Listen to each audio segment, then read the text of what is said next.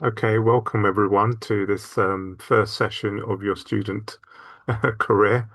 I'm really excited to do this session with you. My name is Mahmoud Ahmad.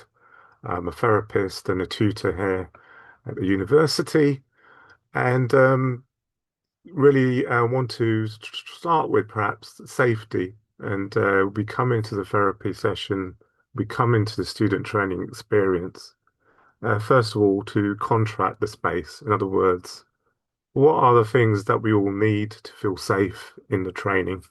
So I'll start with that perhaps. And the first thing to say is that this is a confidential space. Please don't share anything personal outside the space. Keep it, you can share your own personal information, but not others. Okay. Other than that, it's a reflective space. So you can reflect on your own experiences in this space, and we'll do some breakouts as well. Does anybody have any needs or preferences for learning or accessibility and adjustments required for today? Nothing in particular? Okay, great. So that question is quite an important point for the training we're doing today, because what we're trying to do is we're trying to provide a stronger, equitable understanding of people and experiences, whether that's clients or yourselves. So, did you notice when I asked you about access needs, accessibility needs, and adjustments? I wasn't specific to any particular person's identity, whether it's neurodivergence or disability. So, the whole purpose of what we're trying to do, as we'll talk about as we go on today, is to do something called equity by design. In other words, we have a standard way of doing things that caters for everyone and in that way. So we provide a sort of foundational way of working where we don't necessarily have to think of different groups at different stages, but rather that everyone together and their differences as well. But anyway, that's the coming along. So other than that, it's a facilitative course. Um, we'll be I'll be sharing some slides, allowing you space and time to reflect on your own experience and listen to others as well. So it is very much about yourself today. It's a self-development thing. It's about what we bring in our experiences in our life and to begin that process of self-awareness and reflection as well. So we get used to sharing, but also sharing within limits because you are your own people. You can determine what you want to share and what you don't want to share. So you can do that as well. Other than that, the other thing to say is today is opening the door of that self-development aspect of ourselves. It's a high level, it's a light touch, but it's enough, I hope, to get started on that process and that journey of self-reflection and awareness. Okay. So if you don't understand all the model that I'm going to present, don't worry about that. The main purpose is that you get the feel for it, how to use it, and how to apply it rather than I've got to know everything about the model and what we're trying to show and demonstrate today. Okay. So that covers the initial contracting needs. Are there any things that you would like us to include in the contract for today to feel safe, to feel that you're getting the experience you want? Nothing particular coming up. Okay. But contracting is a continuous process as well, just like with clients. So contracts can change. So if you have anything you would like to include, just let us know as we go through today's session. So I'm going to start introducing the day, and then we're going to do a reflective exercise to begin that journey with.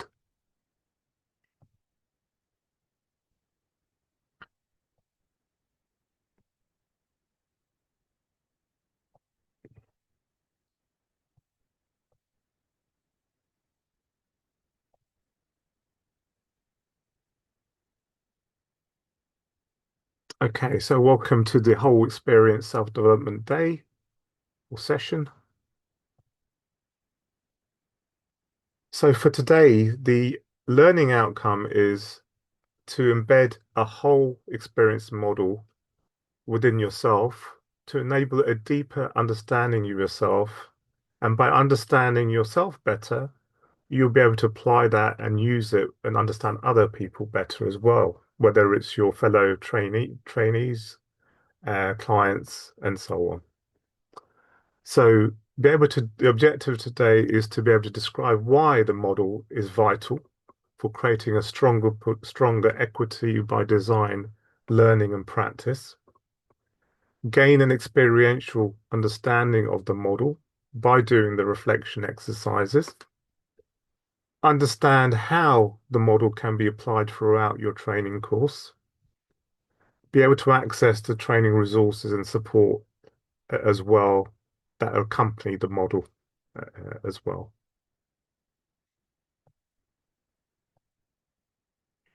The material is from the book A New Introduction to Counselling, which presents an equity by design curriculum model. So if you want to look up resources, etc., and additional information, you can access that book. Okay, so the first exercise I'm going to ask us to do in this group is to reflect on what is influencing your experience in the here and now. And okay, and I'll start with that thing. So what is influencing your here and now experience? For me, I think I can detect some underlying nerves a little bit. So that's affecting a little bit of my smooth transition into the experience into here and now. The other aspect maybe would be my identity today as a facilitator, imparting ideas and that dynamic in the training session. A bit of self-pressure, if you like, to do a good job today because it's quite new, this session. So I think those two things are probably they're coming to the foreground for me as something that's affecting my experience.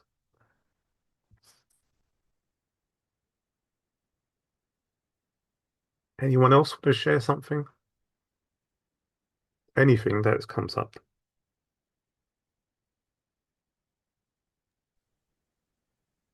I could start. I guess what's impacting my here and now is just at the back of my mind all the things I have to do, Yeah, whether it's at home, on the course, and other things going on.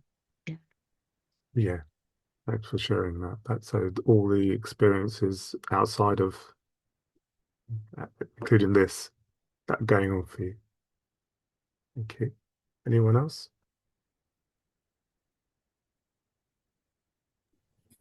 I'm happy to share.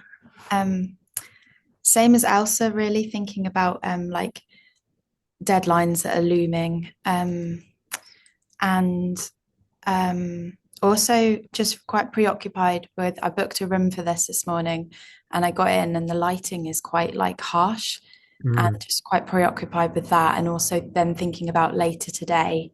Um, I might feel quite frazzled having spent like a few hours in this room, and then what might happen because of that. Like I might not be able to do a good job with my later things that I've got to do today. So yeah. yeah. Thanks for sharing that, Jade. I think for me as well, like it's the when you were talking about identity and the fact that you're a facilitator here, I think for me is juggling between work and the training. And for Mm, example, this morning I had to take half a day, but then right after I need to jump into a meeting for work. So it's about how do you shift gear from one identity to another. yeah, And that's already playing on my mind on how right after this I need to jump into another call.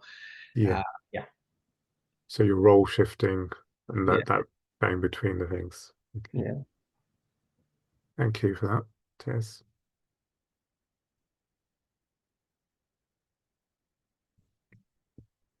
Anyone else want to have a go?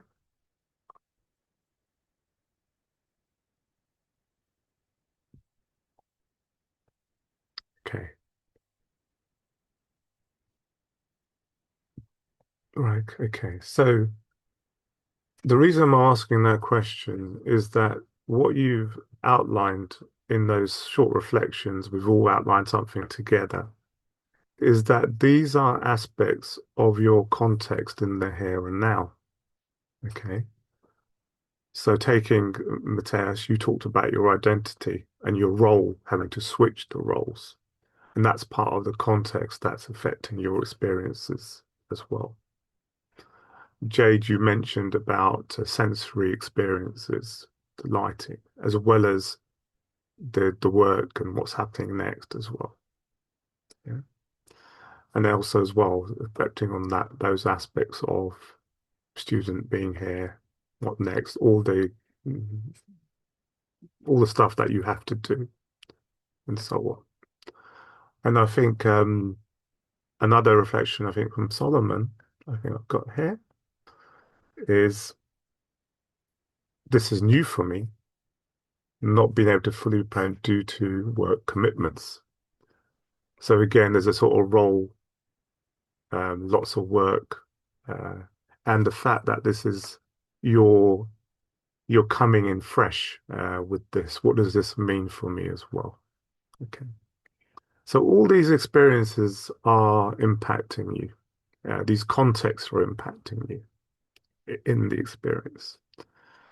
So the whole purpose of today would be to highlight a complete model for what could influence our experiences, whether it's in the here and now and past.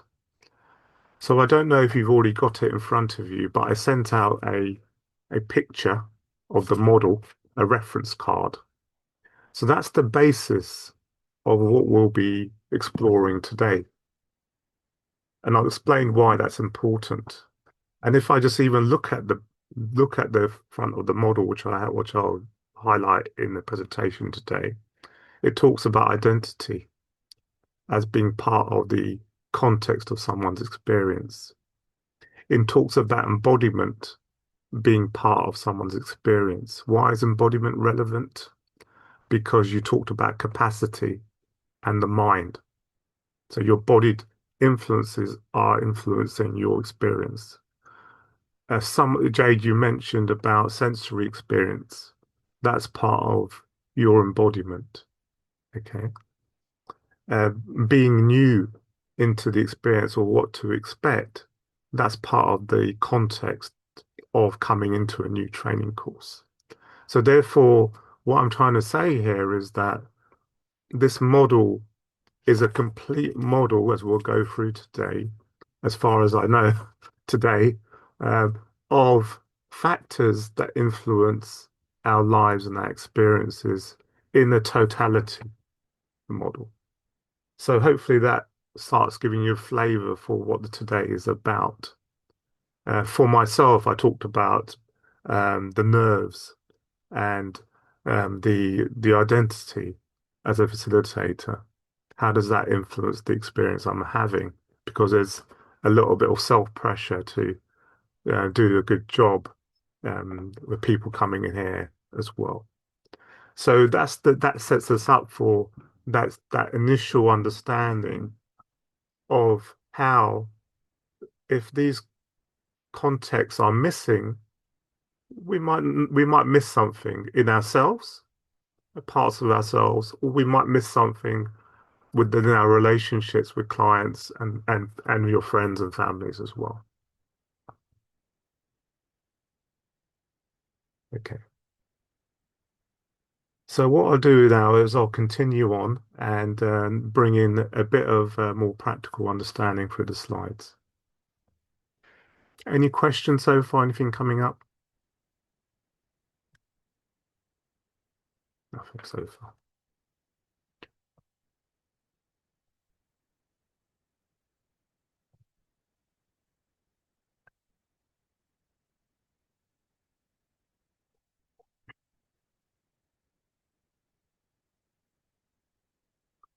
Right.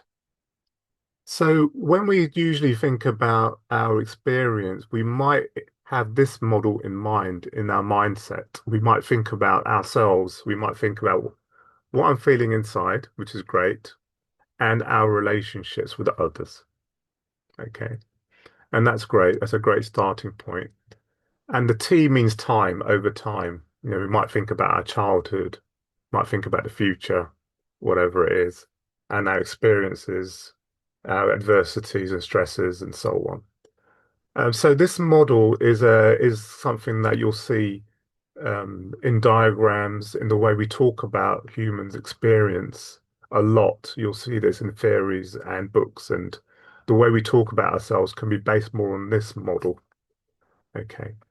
So what I'm trying to get across for today is that if we don't have a fuller understanding of the contexts that influence experiences, we might leave them out or forget them. Yeah. So number one, there may be a gap in our understanding of what is influencing us and our clients. Okay. If we use a model like this, it might create also invisibility and exclusion to an extent because it doesn't allow us to think about things like diversity and various differences that we may all have. Okay. And if we do that when we're doing our training with other modules and other parts of it, we may forget to apply those contexts into other parts of training. For example, if you're doing a module on grief, for example, you may forget certain aspects of someone's belief system or identities if we don't have a more explicit model of the context. And certainly this then risks people who may be coming in with different contexts that perhaps are not the norm, let's say, in a particular area, to feel they can't bring their voice and their full lived experiences into the training course, as well as client work as well. Okay. So the idea is the issue I'm trying to address here is that it may restrict representation.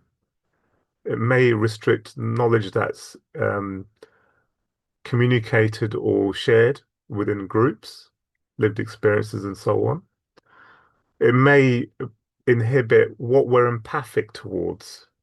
An example would be disability barriers, as an example. We might miss that because this model doesn't reflect that in it directly. And also then barriers and needs people have in life. For example, I talked about access needs and adjustments and so on. Okay. We might miss something within ourselves and our clients without something a bit more explicit.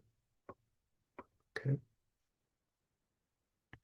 So the whole purpose then of the whole model is to avoid the fragmentation of the context of our life. Okay. And an example would be a classic example always portrayed is that we have all these modules we train on, and then we have a 2-day difference and diversity course. What we want to do with this initial experiential day is to make sure we don't fragment it as separate to us, but it's part of the whole. And that applies to everyone, not specific groups of people. Okay. So we don't want to fragment, we want to keep it together so it's part of the whole, so that we don't end up saying othering people, which is like those people over there we need to help in a certain way, which we may do, but it's considered for everyone because we need to understand ourselves more in these contexts to understand other people as well. Right, so then in terms of today, we'll be talking about a revised model. It's the same model as before. As you can see, the center is still the experience. Yeah, it's not changed in that respect. which is good because it actually keeps the theories that we work on and the ways we're going to work on very much same. It's not going to change that. But what we are doing here is we're adding those contexts in formally and explicitly so that we don't end up ignoring them or forgetting about them. So hopefully this model is quite intuitive. All this is saying is that when we experience ourselves, whether it's our thoughts, feelings, and so on in the center, those those experiences are formed through these contexts. Yeah. And as you've seen that in our initial reflection points, some of those contexts come to the foreground and some are just left in the background. Yeah. So I talked a bit about my identity as a facilitator in the group. Um, and people talked about this the spatial and sensory experience of lighting in there. That's part of the spatial area, yeah, in here. And people talked about how the embodied feelings of the rush of lots to do and stuff around there, and the patterns of embodied experience. Okay, so the whole experience is formed through consideration of all these categories of context. Okay. So someone also talked about their particular life at the moment. That'll be under your individual context, under lived context, which we'll go through and explore a bit more as we're going through this. And as you can see there, normativity and difference is added in there as well, if formally. What this is saying is socially that whether it's identity, whether it's your beliefs, whether it's the embodiment and your generation or the knowledge you have and the context you live in may be considered normative socially or different socially based on hierarchies and so on, which we'll talk about later on as well. So this is providing a sort of a more complete view of context. And then on the left and right hand side, we'll ask ourselves what barriers and opportunities do we have in our lives, you know? An example of barrier could be that, as you've said, is that you haven't got enough time of the day to do the work I need to do. So those barriers could be internal to us as well as external or both together. You know, a barrier might be money, for example, of whatever it is, accessibility, the staircase example. It may be a barrier because of who we are, our identity, our marginalization, our vulnerabilities could be a barrier, you know. And opportunities, the other side of it, saying that we can all have differences and normativities, and we can all have barriers and opportunities as well. Okay. So the key idea here to take away is we'll explore some of this, but the key idea is to say our experiences in the moment are formative and are formed through these contexts in our lives. Okay. That's the key takeaway for that. So on the other side of the reference card, you'll see something like this. This is a breakdown of subcategories under each of those high-level categories. So at the top there, you'll see the lived context as you for yourself individually. So you'll talk there's adverse experiences, what is your difference of marginalization, what is your lifestyle and so on. Yeah, so your stuff down here. But then you can see under worldviews, we have under that several categories. Identity, we have several categories. Knowledge, we have several categories. You get the idea. Embodiment. So, for example, under embodiment, we may think about our relational styles, the way we usually do relationships. Yeah. Under experience, we may talk about, some of you already talked about health, pain, and capacity. Capacity, as in how much energy have I got today? I need to do X, Y, and Z. Have I got the energy for that have I got the capacity for that? And then there are some reflective questions on that. So the whole purpose of this is to bring together areas, when you think about clients and yourself, areas to explore about yourself and about clients as well. Okay.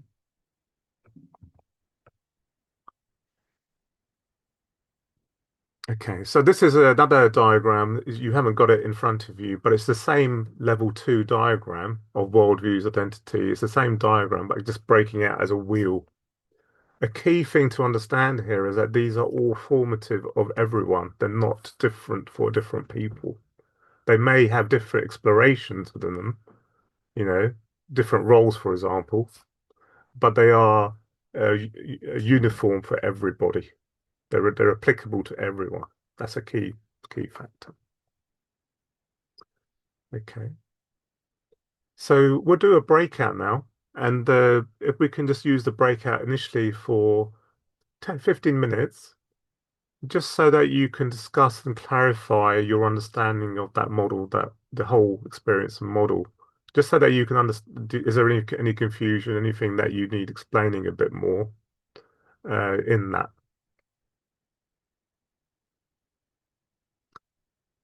Any questions? Is that okay for now? Just to do that. Have you all got the reference card? Yeah. Okay, so we'll do that for 15 minutes. 15 minutes. 1-5.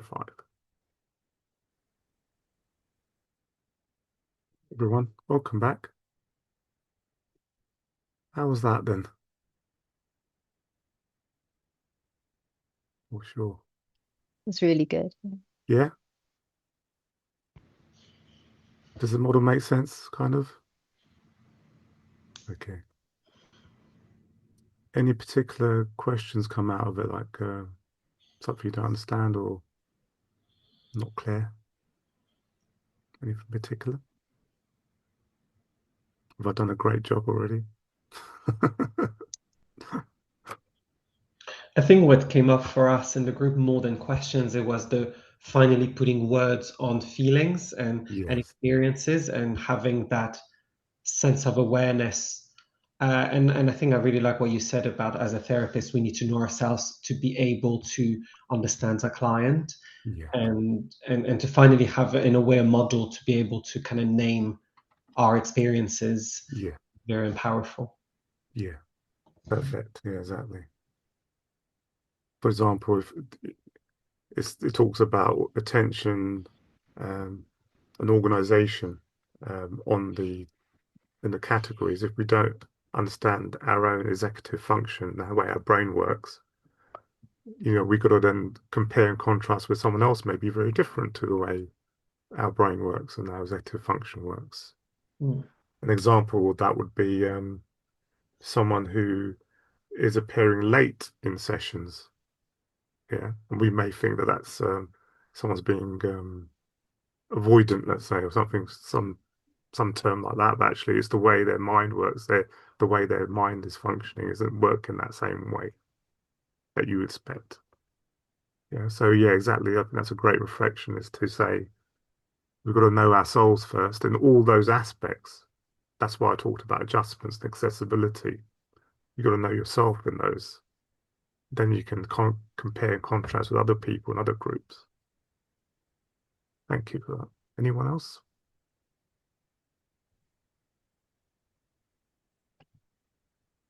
Okay.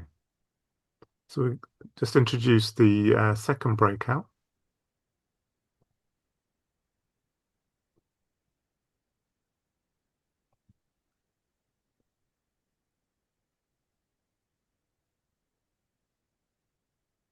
The second breakout is to ask you to reflect on, usually when we introduce ourselves, we introduce our job, maybe where we live and things like that, all great things. I'll ask you to introduce yourself to each other in the breakout through some of those categories, whatever grabs you in those categories, you want to introduce yourself through that category. Yeah. Whether it's your worldviews, identity, the context you're living in, whether it's your embodied style and differences, whether it's your relational style, whatever you want to pick out one or two things and reflect on the normativity and difference of those as well. Okay, so for example, I might choose to select as my lived context that I lived in a very collectivist community. I still do, which is more about community. So that's part of my lived context. I might then also talk about my role as a facilitator or a trainer. I might talk about the embodied aspects of my relational style, and I'm trying to build relationships. I'm trying to keep relational and trying to work on that area. Whatever it is, these are just examples. And might talk about my belief systems. What are my beliefs about social justice and equality, meritocracy? These are some ideas of things you can introduce yourself to others with, just to start that exploration of who you are, rather than my name, this is where I live, this is what I do as well. Okay. Does that make sense? Okay. Welcome back. Hope I didn't interrupt your flow. Probably did. Okay. So introducing yourself. What came up?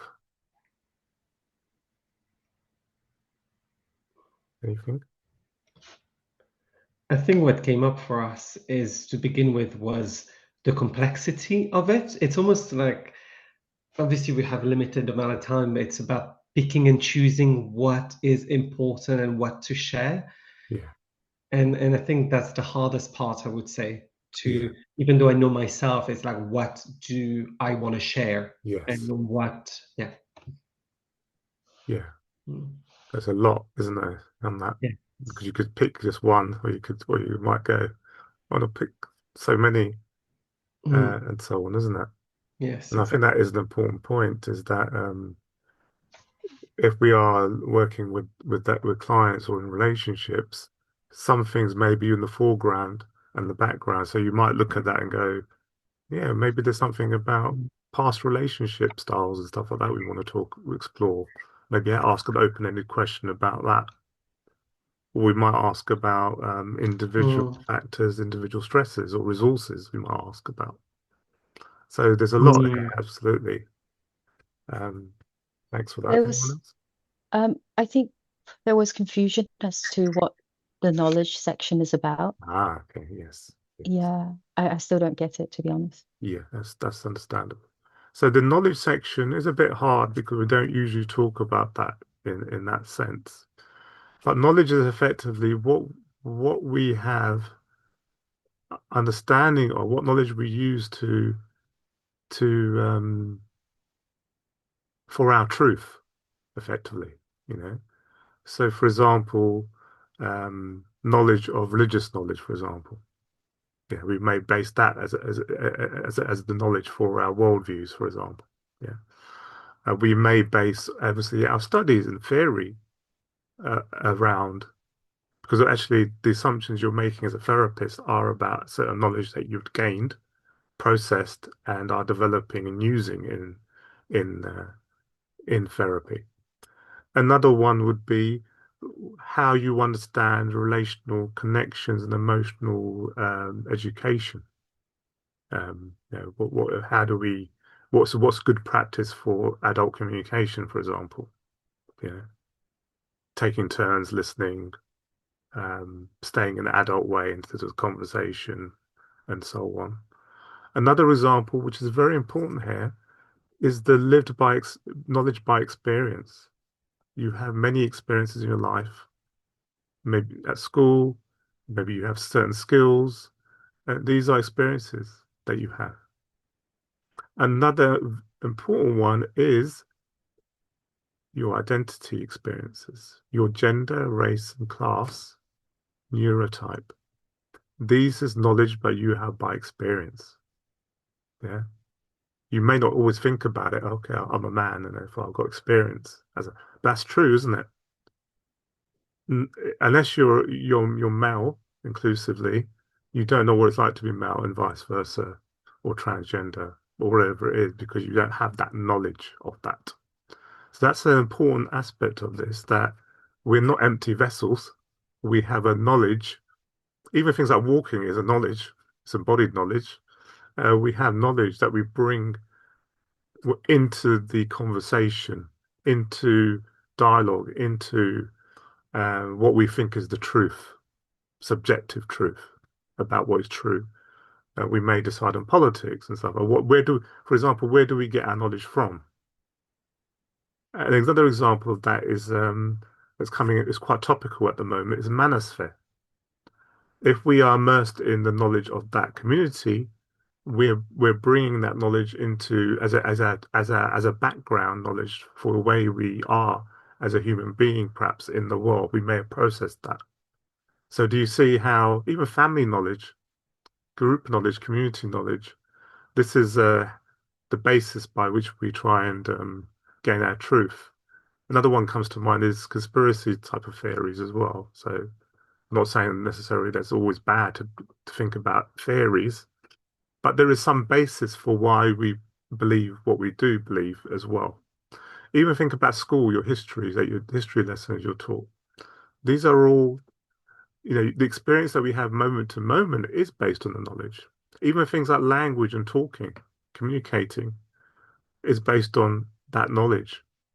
Yeah. So it's an important factor because people may have very different knowledge bases to what we have, maybe different ideas of what healing looks like. Yeah.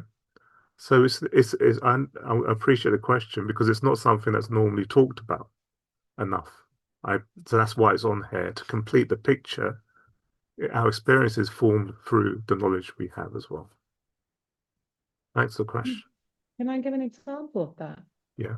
Because I actually had that happen yesterday. So I was seeing a couple, and there was a bit of a family dispute happening within the relationship. And the husband had very strong opinions about his mother-in-law and wanted to kind of have a conversation with her. And his wife was saying, you can't do that because that's not how my mum deals with situations. If you confront her, she will not deal with this conversation. She will leave the conversation. You can't do it that way. And he was like, no, because that's how I do it with my family.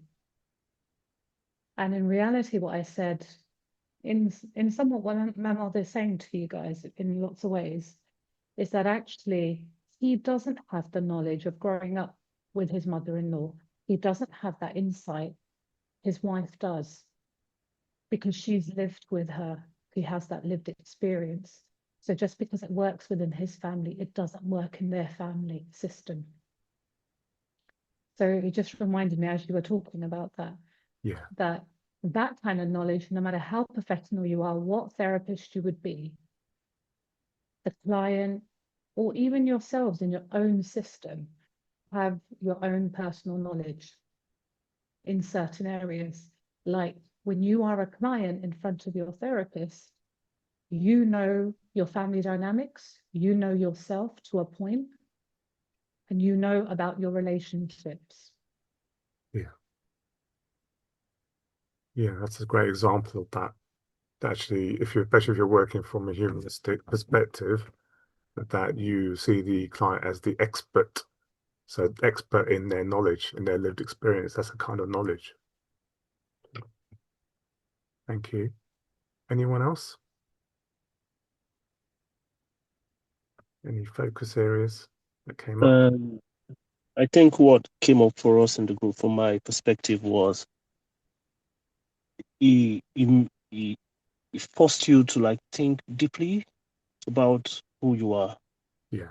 Like you said about foreground and background, information that was not necessarily readily available in at the fore of your mind. This forces you to like Yeah. take a pause. We waited for about 2-3 minutes before we start going into it. So it meant that you needed to like look deep, Yeah. Yeah. see what Yeah. how you think about yourself that might not, that might have gone away, that might not be in your awareness, if that makes Yes. sense. Yes. Yes. Exactly. It did for me. That's one of the things that came up for me. Yeah.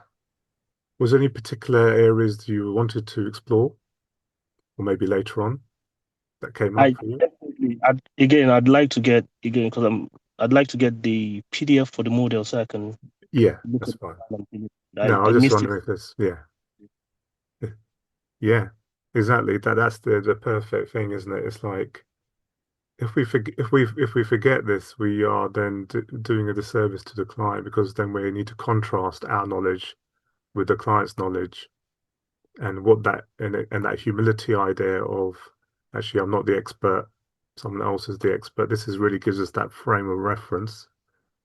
So have you one of the key things to notice here is apart from social identities about, the social identity, race, gender, class, etc., that there's no naming of particular traits as in a label sense. So we don't say things like attachment theory, or we talk about relational stuff. We don't talk about neurodiversity. We talk about neuro traits. So, for example, if you look at sensory and motor experiences, we're talking in a generic sense. And obviously there can be variations of that. Everyone's unique, but we don't talking about neurodiversity traits. We're not saying neuro traits or something like that, or neuro um, information processing styles.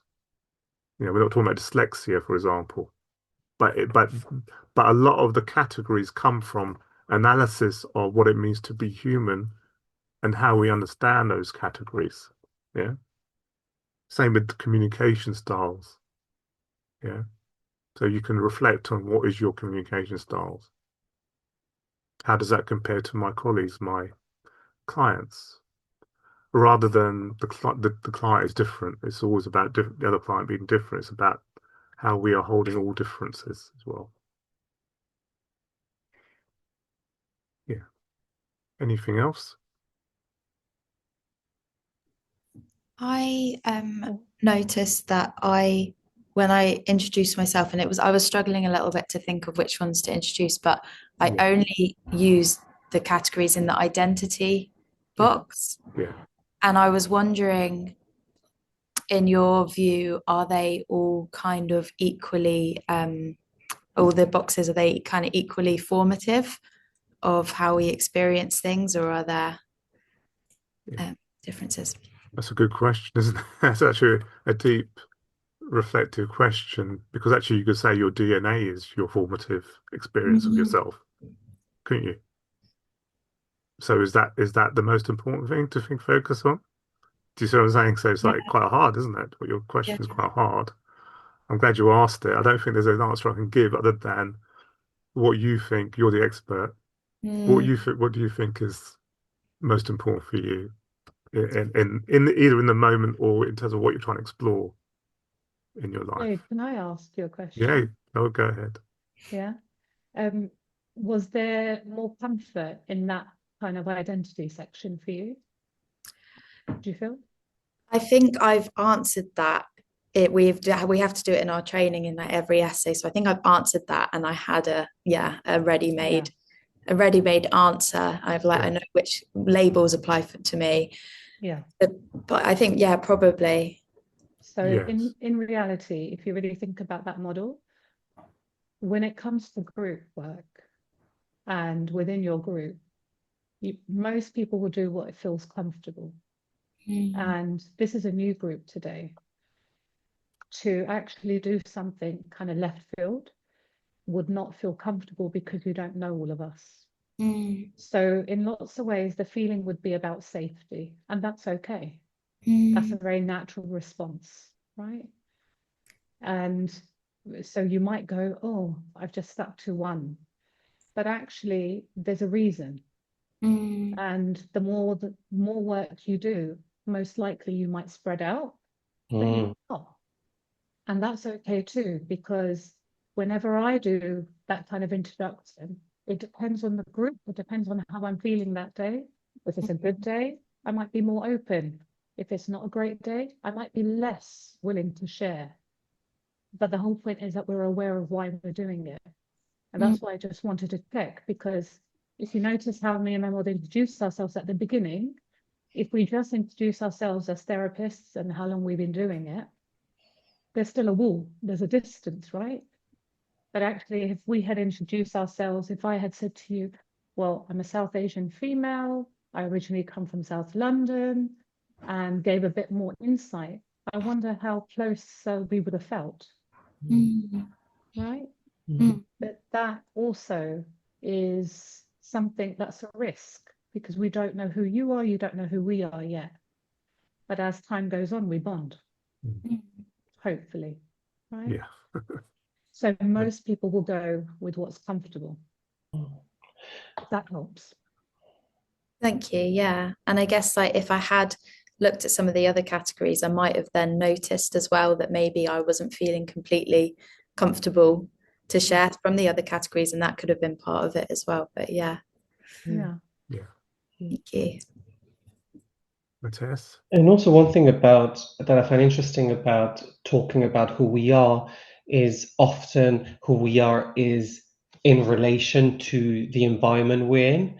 And I think I was listening to a podcast, I don't remember which one it was, but there was an exercise that was done in a group and they were like, who are you?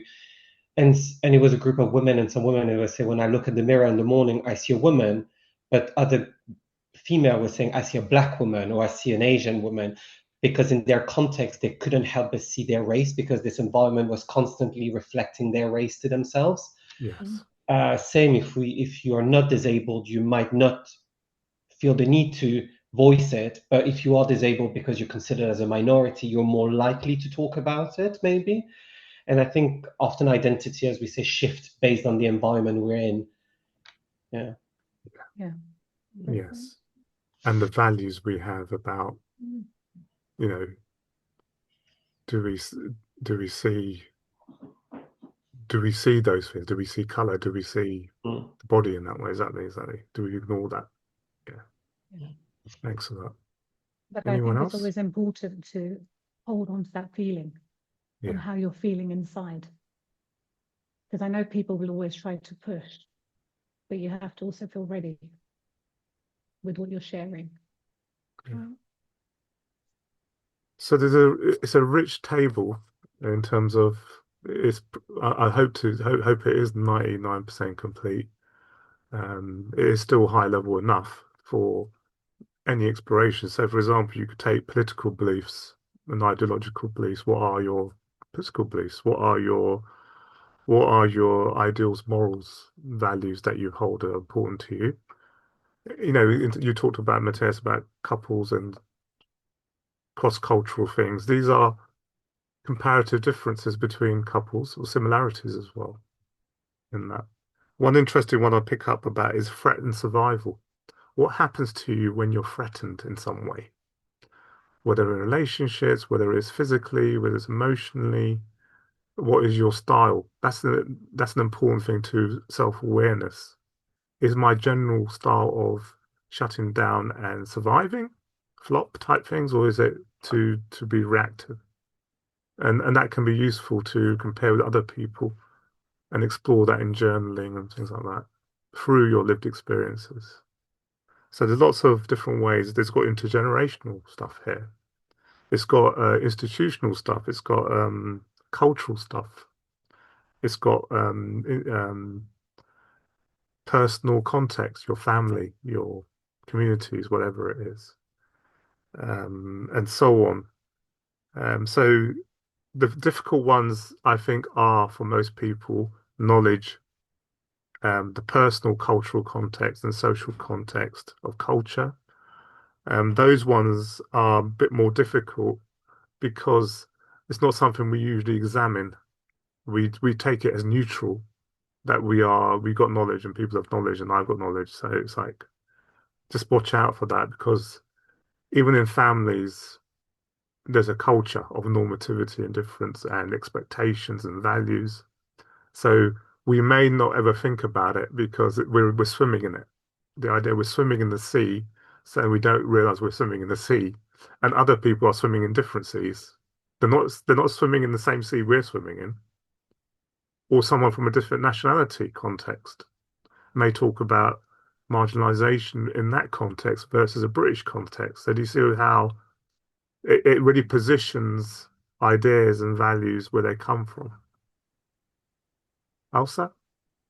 Yeah, I just wanted to say that really resonated with me. We were talking about it as a group because Jade and I had to write an essay about power and Right. all that, and that's exactly it for me because um, it hit me like just like a wall that Right. I didn't realize that the race thing was such a huge part of my life. I just took it as normal. That was Yeah. normal. Yeah. That's how biracial people present themselves to the world. And Yeah. then I was like, oh no. Then this whole idea of racial incongruence. And then when I looked into it, there's so much literature, so rich, and So, I've been blind to it all my life. Yeah. yeah. Revelations, isn't it? Yeah. Insight. Yeah, coming to that too. Yeah. So that's a good point. What you just said there is actually you can take each of these areas and start reading about it. So attention executive function, you can start going, what is that? Well, how can it be different with different people?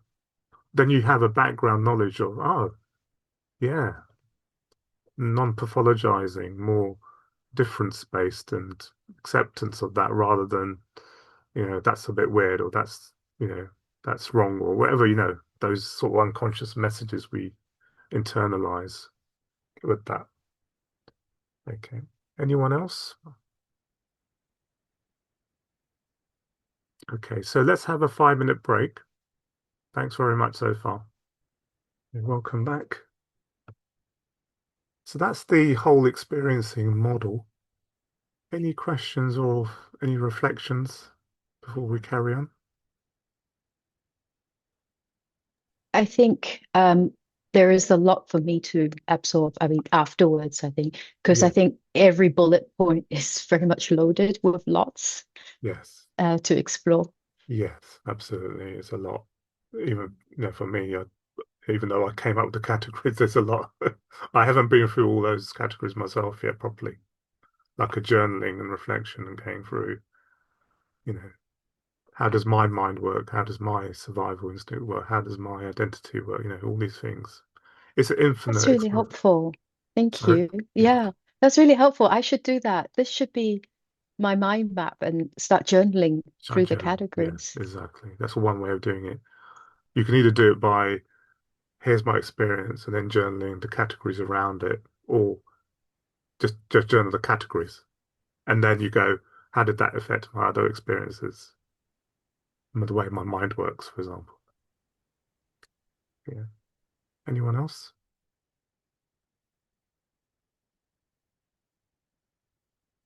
Okay. Yeah. Jade, were you going to say something?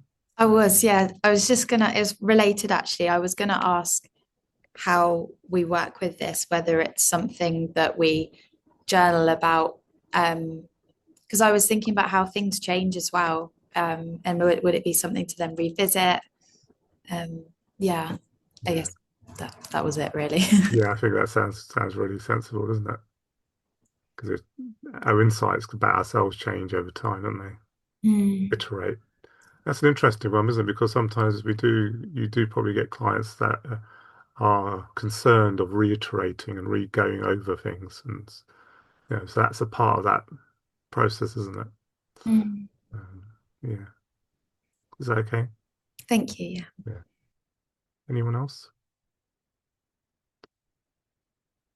So that's the key to equity by design.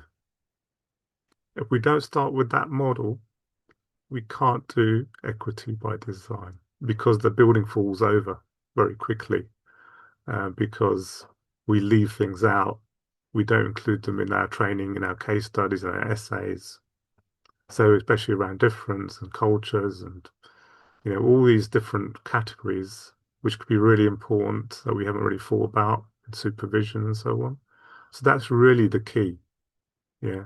So when I talk about embedded practice, I talk about that as the only step required because it's just like the first step, the first day of training should be keeping that model in mind now, not the one that goes no context. There's always a context. Yeah. Okay, so now I'm going to go just through the relationship because this is the important bit as well, but it's based on the same model.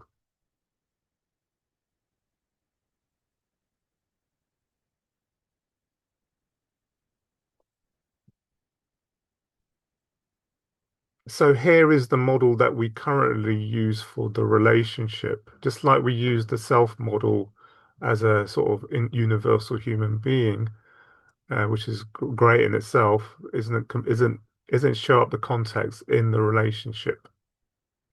So the current model there in theories in the books and the way we just talk about it in training is based on this model, the universal and non-contextual model, as I call it.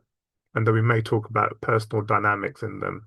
So if you're doing theory, you may talk about growth, you may talk about actualizing tendency, you may talk about defenses, you may talk about lifespan childhood, and so on, and dynamics in the relationship based on that, how do I see my therapist sort of thing.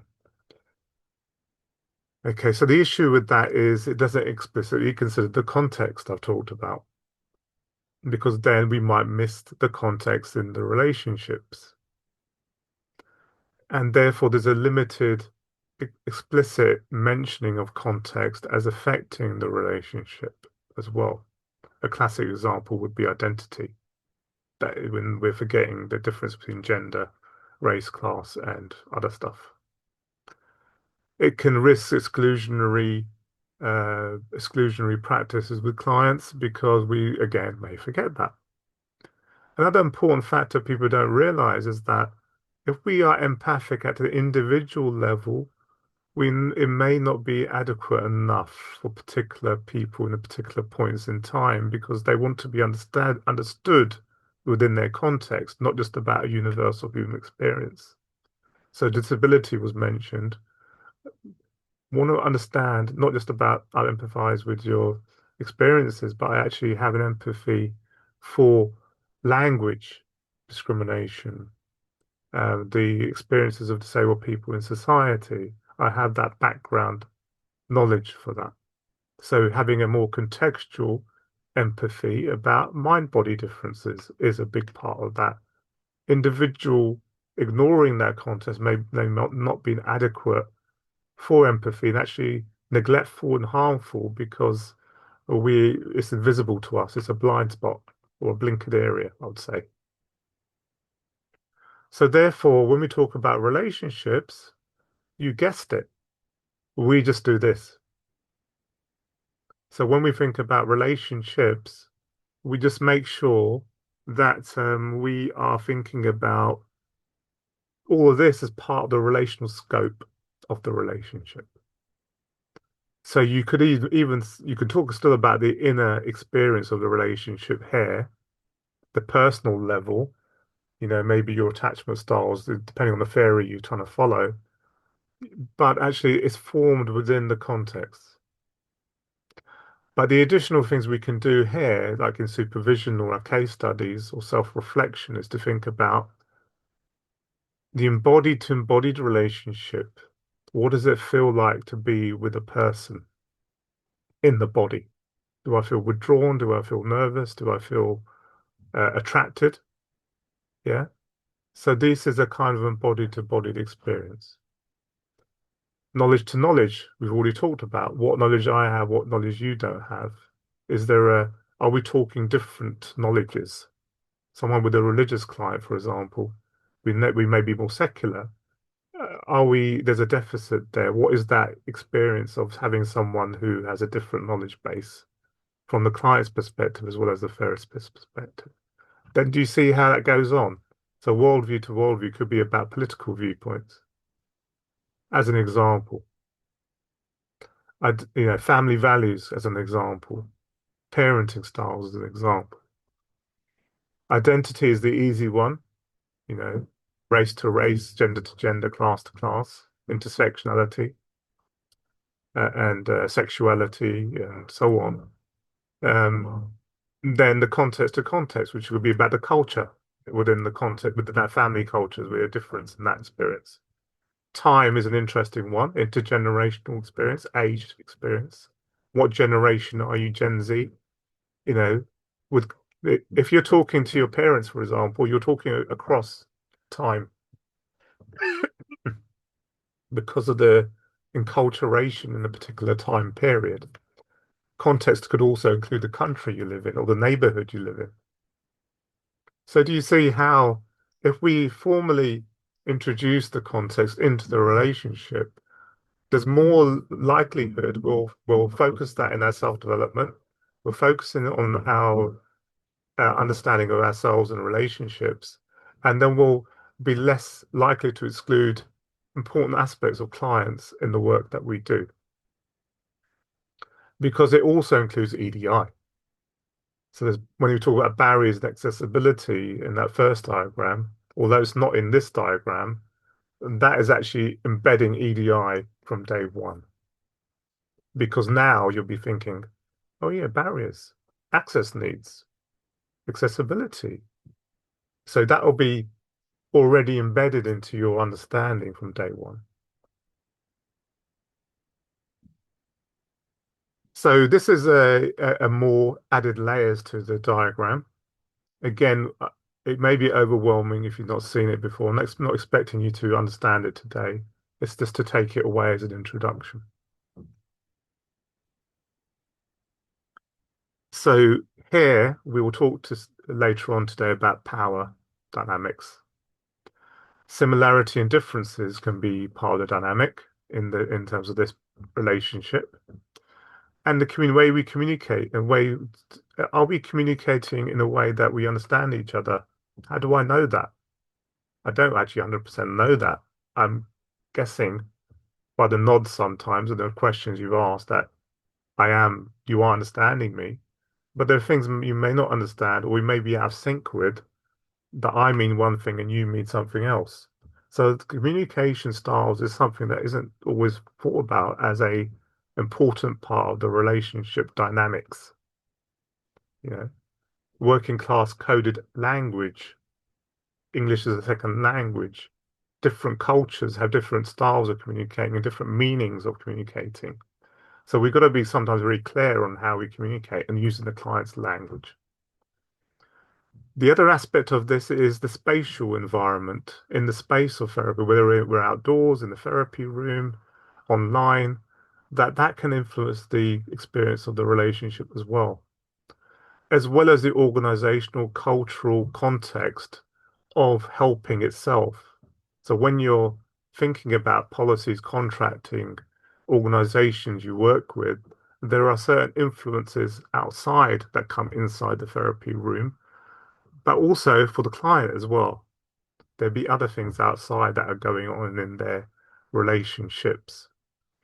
An important part of other relationships we may not always think about is the fact that we are part of groups, we are part of institutions. So, one thing I've noticed when we talk about the relationship, we don't think about the extended forms of relationship. We tend to focus on the individual relationships or the group relationships. But actually, we're all part of groups. If you're in a profession, the therapy profession, you're part of the institution. So clients will see you that way. Not all clients at different times. It may be important because let's say they've been harmed by institutions and now they're seeing you as a therapist. You represent this, you symbolize you are part of that institution. So when it comes to working with clients and repairing harm, we've got to just be conscious of that as well and try and do different with that. Yeah, better. So this is the idea of relational scope. Relational scope comes into view when we think about the whole context of a person. Usually we think about individual human relationships, which is great. So we may think about your frame of reference. And we may think about the relationship in a generic sense, like there's one relationship. This is a bit of an error, in my view, because it's not just one relationship we're having, this multiplicity of relationships we're having. So those contexts could form individual relationships. Political viewpoints and differences, there could be a relational aspect in that. If we're talking about sexuality dynamics, there could be a difference in a dynamic within that relationship between people. If we're thinking about identity of race, gender, nationality, mind-body differences, there's another relationship being formed. It's part of the whole. So relational scope gives us the idea that actually, when we think about ourselves and clients and forming relationships, we may need to attend to aspects of the relationship that isn't generic. That's based on a particular context of ourselves and the client. For example, gender identity. Therefore, we may need to openly um, ask open-ended questions about the gender relationship. Okay. So we're going to do a short breakout based on what I've talked about. In terms of your positionality, which is your WICKET positionality, what do you think could be some uh, factors which may be a barrier or facilitate relationships with particular clients? It's an open-ended question. What might come up as a barrier or something that actually is really positive because you have lived experience, for example, of that. For example, as a South Asian man, most of the time, depending, not all the time, it can be very useful for people who come from a similar culture, and therefore that could be a facilitator for that relationship because they say, "Oh, thankfully, someone finally gets them," type thing. You'll get it. Okay.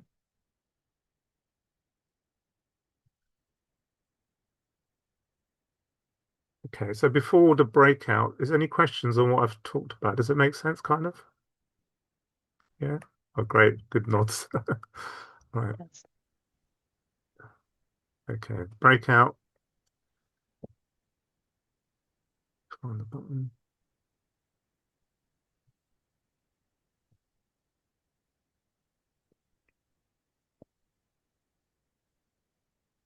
Oh,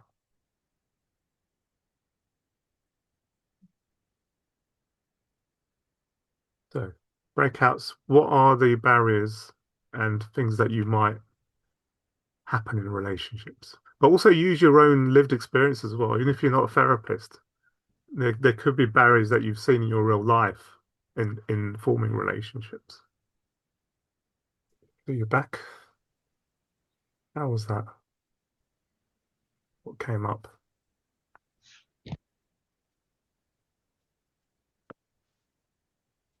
maybe I'll start first. I still felt like it was easier than the other things we had to do, just because I think these questions come up a lot when you sit with a client and you go, "Oh God, don't I can see the stark difference in our background, lived experience." That's made it hard for me to really sit with and understand. Yeah. But then there are also experiences where you feel like, "Oh, I get you," because I've had that experience as well, and every step of the way, I get you. Um, yeah. Um, Yeah.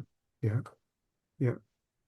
So being the insider or someone's a little bit of the insider of the knowledge and experience. Yeah. yeah, yeah. You feel That's ever more strongly, and that you're more able to kind of help the client to process because you've got the same lived experience. yeah.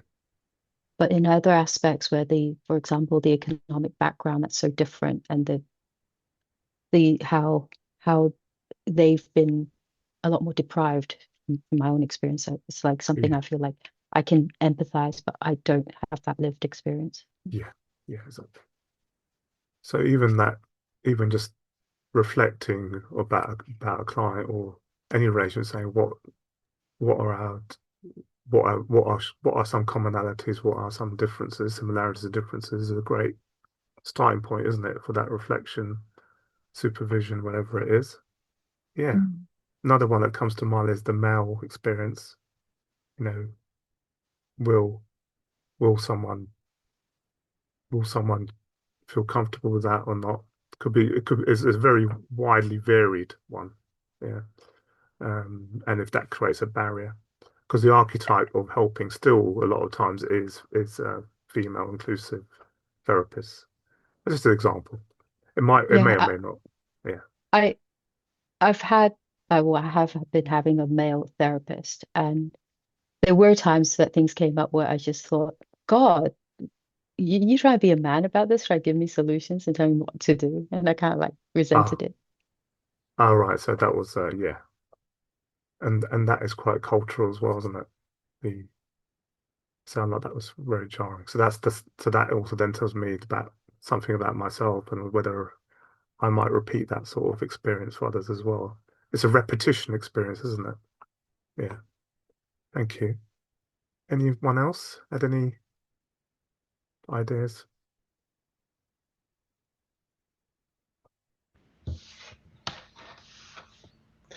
I think for me, one thing that keeps on coming up through my studies and even now is the concept of empathy and understanding. And often we link it together. I can empathize because I understand you. But I think I came to a conclusion where sometimes it's also okay to realize that we will never understand Yeah. and that I do not know what it is to be in your body and to have gone through what you've gone through, Yeah. but I make a conscious decision to sit in a room with you Yeah.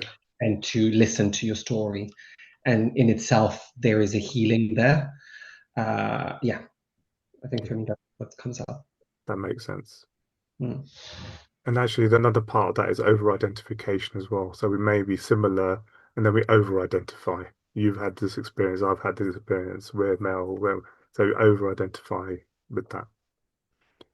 And yeah, Let me just quickly ask in that question, what if you sit with somebody and it's not comfortable and it's hard to listen and actually it's quite irritating? yeah, Then you bring challenging. supervision. Supervision, yes. Yes. Self-supervision, Matthias. Yes. Because there might be times you might not be able to completely, there will be no connection, and you Mm. might Yeah, be sitting there for a session, possibly, I'm wondering what the heck is going on. Mm. yeah, Um, I've had a recent experience like that where I actually did take it to supervision because I suddenly realized that, or maybe you're not the abused, maybe you're the abuser. And because just by the things that she was describing that she was doing, I thought, looks like you're the antagonist here. You're trying to like I suddenly like then I grew really impatient and I thought, oh God, I can't wait for the session to end because I really need to take this to supervision before I explode on this client. yes. And that's the work, isn't it? But the great feeling is that you recognizing the feelings in the first place. Sometimes it's very easy um, to recognize it because it's very active in the body, but sometimes it's the passive in the body where I feel almost numb or distant in the body as well, isn't it? So noticing those different ways, it can be a barrier then in the relationship if we are feeling distant from the client as well. Yeah, thanks for that. Anything else? Infinite possibilities, isn't it? I thought a lot about my own adverse life experiences Yeah. and how it was like that part that I felt that I probably have like possibly have the most emotion around. Mm. And so how if a client was kind of so I thought about adverse experiences in relationships with men, things like infidelity, or Mm. also when I was a teenager and like being bullied, and like how if clients had like those kind of identities, that might affect the relationship between us. In that I think I don't know yet because I haven't got much experience, but I worry that I might have like emotional reactions. Yeah. Um, Emotional reactions. And also not speaking for you, but emotional distance. yeah, yeah, and I remember that myself. I just had to talk through, people's experiences of violence. So I become more distant as an example. mm, But as you say, it's just an individual experience. That's a great reflection, isn't it? That the individual adversity might connect us or differentiate us, or we might not be able to. We might not be the right therapist for it either. mm. Yeah. Thank you. Anything else? So again, with the relationship, that list of categories, you could actually, if you really wanted to be really um, forensic about it, I'm not saying you would be with clients, you can make each of those 60 categories a part of the relationship. So you could go threat and survival responses. What's our relationship around that? Communication, social interaction. What's our relationship around that? Uh, how do we, what's our relational attachment styles? What's our relationship around that? So do you see how that list, you could focus in on a couple or what you think is the right one. So you may focus in that example, Jade, on that particular adverse experience in your individual context and how it feels in the body to, is it how that feels to receive that, isn't it? Same with what you did, Elsa, is the that experience of this is a lot. Can actually, there's a threat here. The threat is there, so I'm going to use that as data to explore it more within my own supervision or work.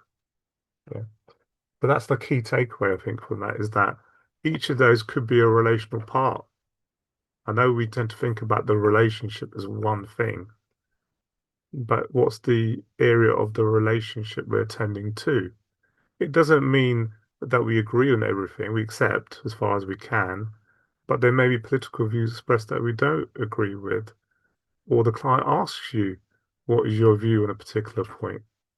So therefore, we've got to be ready for some of these questions sometimes. Well, how are we going to respond in that relationship? Obviously, sometimes, oftentimes, they might feel more comfortable and feel relaxed if there's a similarity of opinion, but then do we want to disclose that? All these questions come up in mind.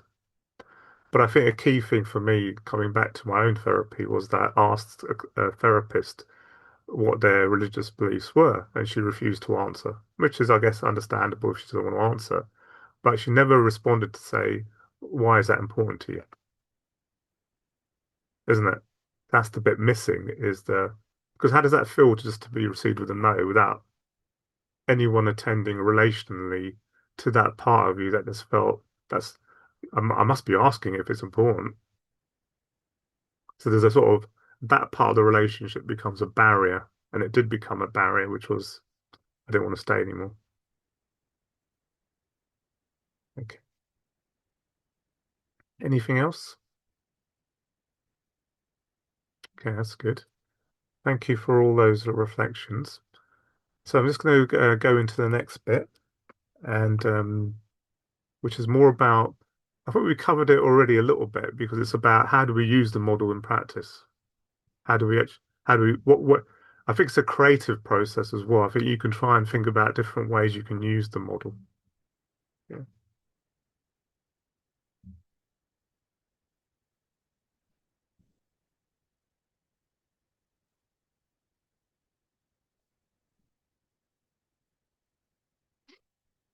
So what are the scenarios where the model can be used?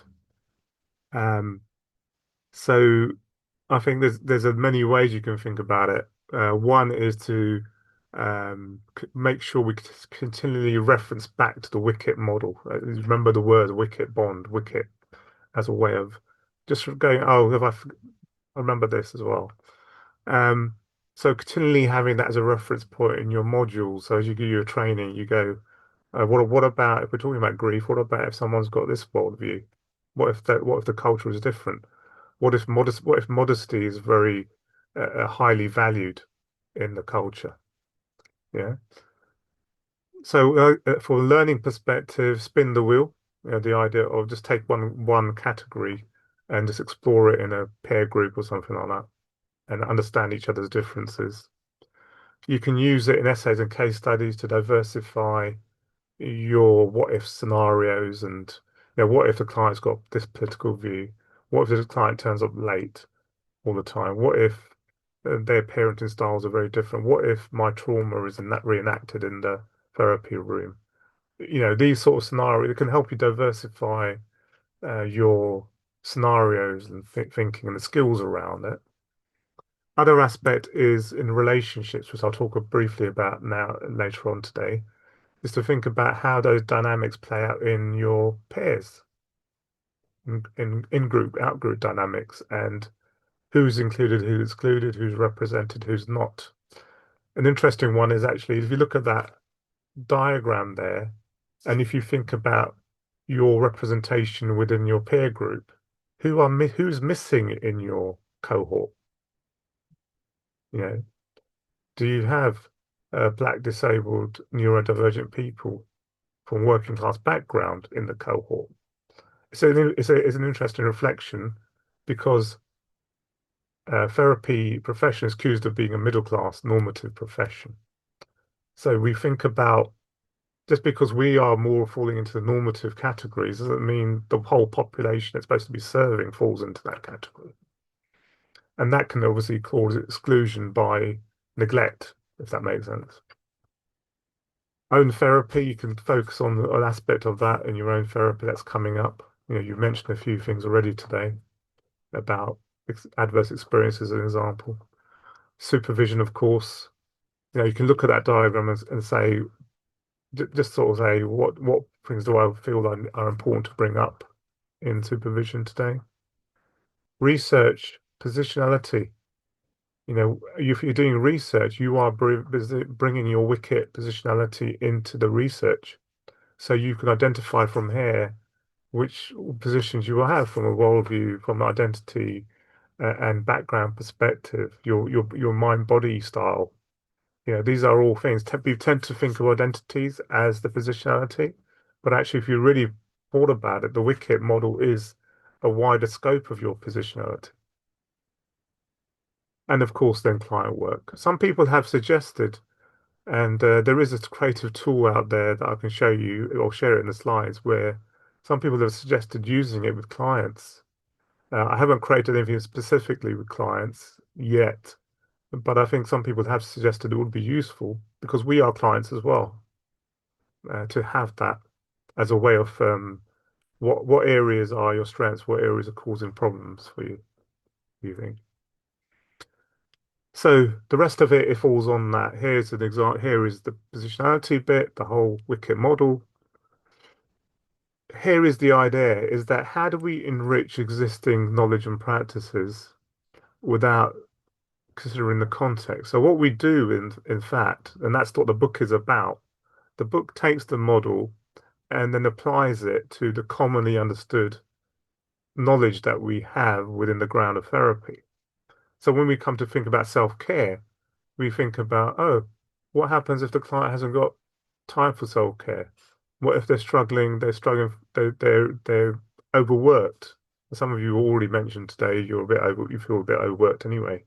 So do you feel how the context is important, not just about, self-care? What can you do for self-care? What constrains your self-care? What's your beliefs about self-care? Where do you get those beliefs from? Maybe you're really good at self-care, and it's interesting to know where you get your beliefs from, because actually the rest of society is trying to on this hamster wheel, and that can be a privilege as well because it's about resources, money, and time. So do you see where I'm coming from? If we just question using the model at a high level, the knowledge we have, it could be useful. Psychosexual therapy, where is the client coming from?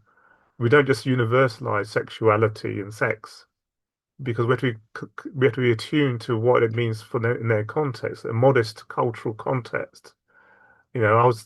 Someone said to me, "Oh, you've got to use the word sex. Why use intimacy?" No, I'm going to use what I think is attuned for the client's purpose. I'm not saying things that are just westernized, because I want to do it in a way that the client feels respected. And that can apply to any client, not just about different cultural clients. So this is an example. I'm not going to go through it now. In the slides you'll get. So when we think about grief, we can think about how these contexts influence grieving processes. Yeah. So how does the worldviews influence the meaning of loss, life and death, belief about forgiveness, beliefs about acceptance, beliefs about coping, resilience? For example, I'm sure you've seen this many times. I have. People with religious beliefs, they have a different style usually with grieving. I'm not saying they don't feel anything or anything like that, but I think there's a more procedural and they already have a certain value system in their psyche about letting go sometimes. So therefore, that influences how they are. So you get the idea that we can ask questions based on the WICKET model. What are the norms of expression of grief, for example? Gender roles around grief, yeah, etc. They can be used as a sort of expanding your essays, your understanding of clients as well. Okay.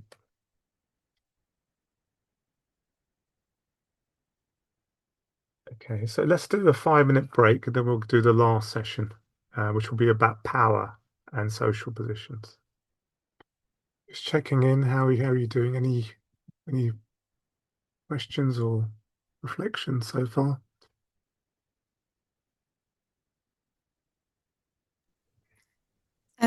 I've something I'm wondering. Yeah. Um, so if you were using this to think about a particular client, I'm guessing you'd have to go off what they've told you. And yeah, I think I'm just wondering about how, obviously, if they haven't told you very much, it can be quite hard to do. Yeah, I think sometimes you may want to open questions about something in a very non-directive way.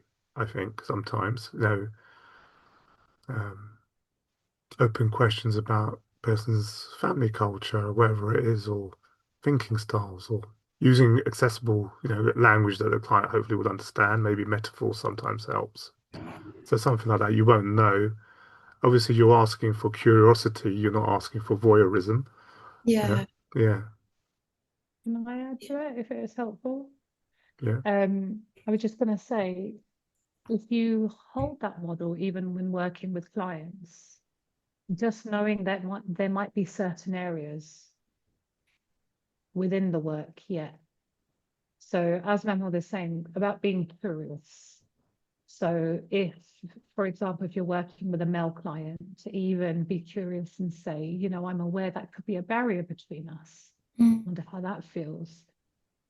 So you're kind of indirectly even bringing it up because it's in the room. If you were working with somebody from a different race, could that also be mentioned in a very kind of like non-direct way, but just actually acknowledging what's in the room? So these are areas that can be touched upon without going so direct, but it's also for the counsellor to hold. And also for yourself, right? This is about your own kind of development, to be able to hold and say, these areas I might not really understand yet where my client's context is all coming from, but I'm aware that all of these things could be happening, possibly happening, just like as you're developing, there's all areas, even when I was developing, there was areas where I wouldn't have gone near yet. But as I got more into my journey, I understood more about me. And that's the same for clients, right? So that might be helpful. I'm sure. Yeah, no, it is. Thank you both. Yeah, that clears it up a bit. yeah.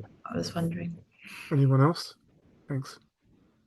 Oh, I think for me, when it comes to my current research, where I struggle a little bit sometimes is all the different models that are coming, especially working with intercultural couples, and often is wondering, yeah, which one is the best, or which one to use, or how to use it. And there is quite a lot of model that exists between, the genograms and the culturegrams and all these sorts of different models. And yeah, as therapists, sometimes we want to be the good student and want to apply them and make them fit in our Yes, exactly. Yeah. room, but it's not possible to do it all. No. And wondering which one fits better. Yes, exactly. Mm. And that's quite a very important question, isn't it? It's like, do we follow it because we've got sort of we feel we've been told to follow it, or we're doing it because actually there's a good reason why we find it helpful and clients find it helpful to use a model, isn't it? That would be my thinking process around it.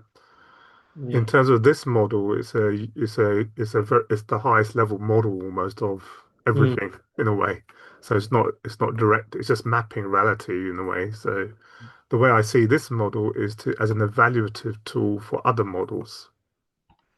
Yes. Because, for example, the reference of who the client is within a context. So if, for example, a supervision model is not using the full context of the client in understanding relationships, that's not complete. That's not a complete model. So that, It's also, oh, sorry. yeah, carry on. No, sorry, I cut you off. Sorry. No, I was just saying that is pretty much the only thing I was going to say is that this is a transferential, which is a fancy way of saying you can apply to any theory and model you want in your own way. It's not prescribing it. Yeah, and it's almost like what I like about your model is it's almost like a test, as Yeah. in, am I ticking those boxes to make sure Yes. that my practice is embedded and Yes. yeah, perfect. Embedded difference, EDI, accessibility, it's all there from day one. Obviously, I would be biased and I'd say use my model as always because we have to because of Mhm. the standards across the board for especially people that have difference and marginalization and vulnerabilities is lower and all things equal for those groups of people Mm. and more Okay. harmful as well. Anything else, anyone? That's a great reflection to think about. Am I using it because I've been told to use it and it doesn't really, it feels incongruent or just doesn't feel I'm doing it for the sake of it. Similar things can be said about assessment sheets, isn't it? I'm not saying we shouldn't follow the assessment sheets. Might have to do it for compliance reasons, but actually, is it getting in the way of the relationship? Everyone has to decide for themselves. Okay, so let's talk a bit about power and social positions.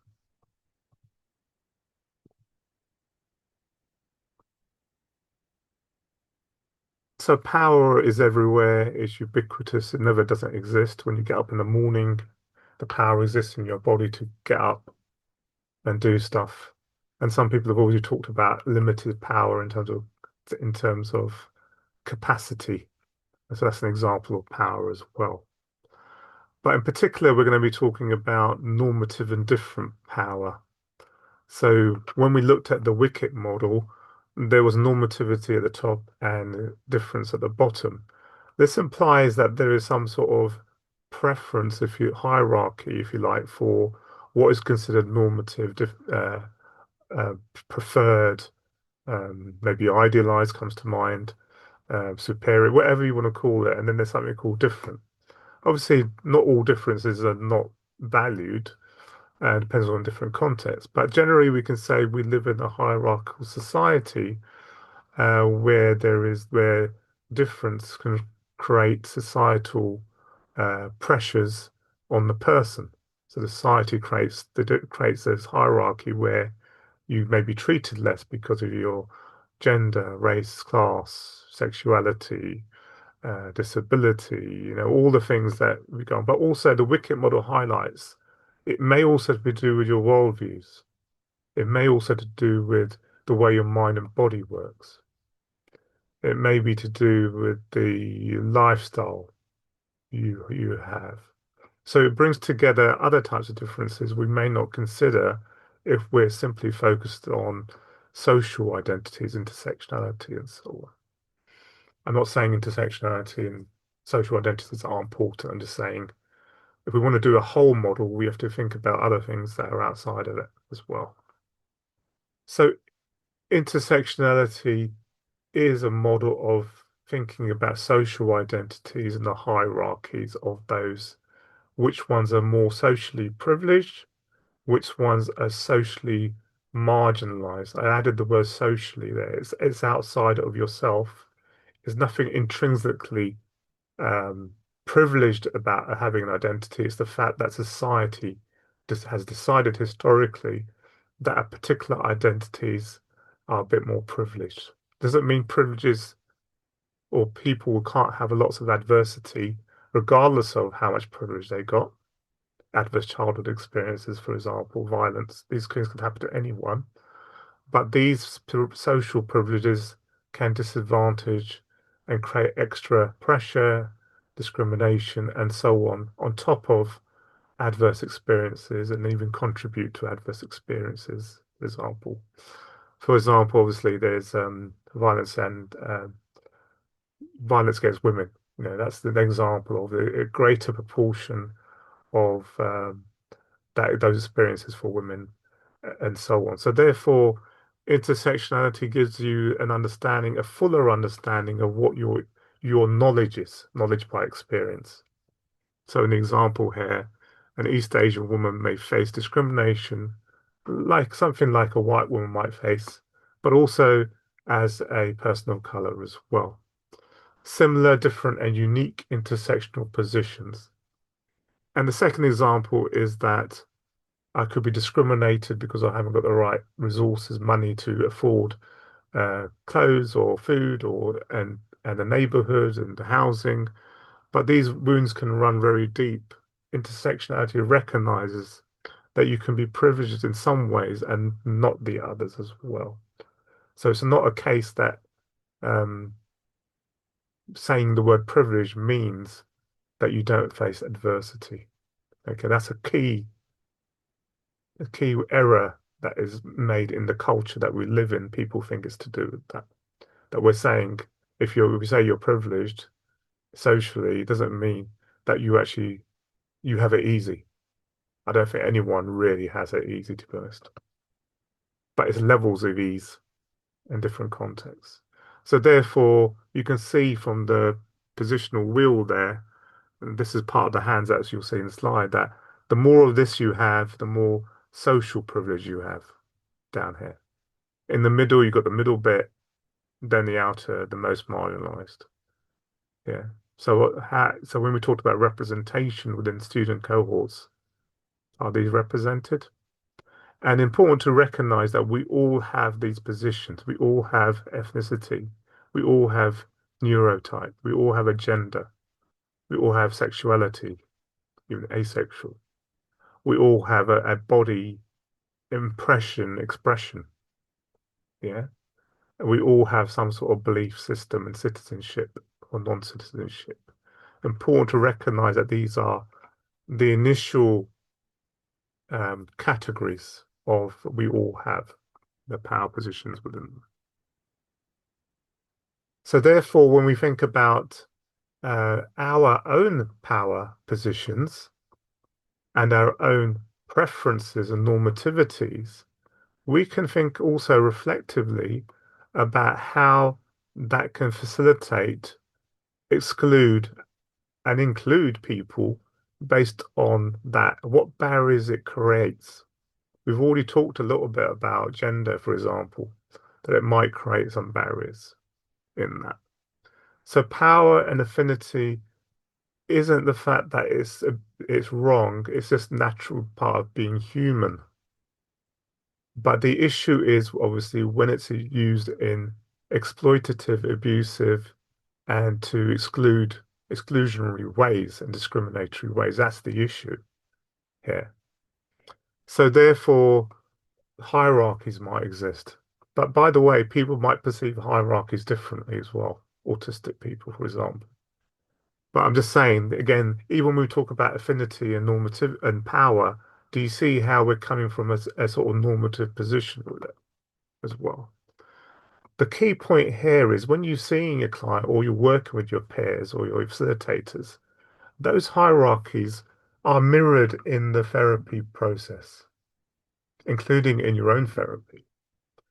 That's not necessarily, it's just that, first of all, the first step is to be conscious of that, not necessarily to say anything about it or necessarily to say that's wrong, is to be aware of it so we can understand ourselves and the client better through that.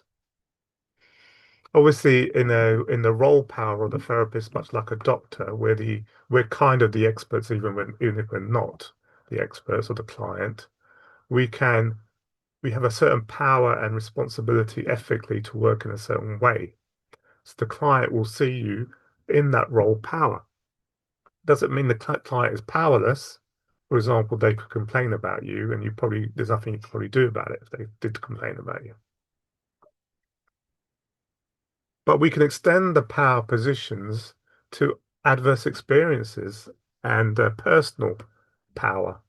How much personal capacity you have. What adverse stresses have you had? People talked about bullying, um, not having the same opportunities during childhood to grow, to even the fact that we're doing self-development is kind of a privilege, isn't it? Because like, it's an opportunity that we have. So personal power is there, yeah. Societal power is the easier one, which is like the hierarchies that I showed you. So think about uh, cis male, cis female, and then you have transgender and gender non-conforming. There's a hierarchy of power positions in society that is present in the therapy room, even if we think that we're a good person. Yeah.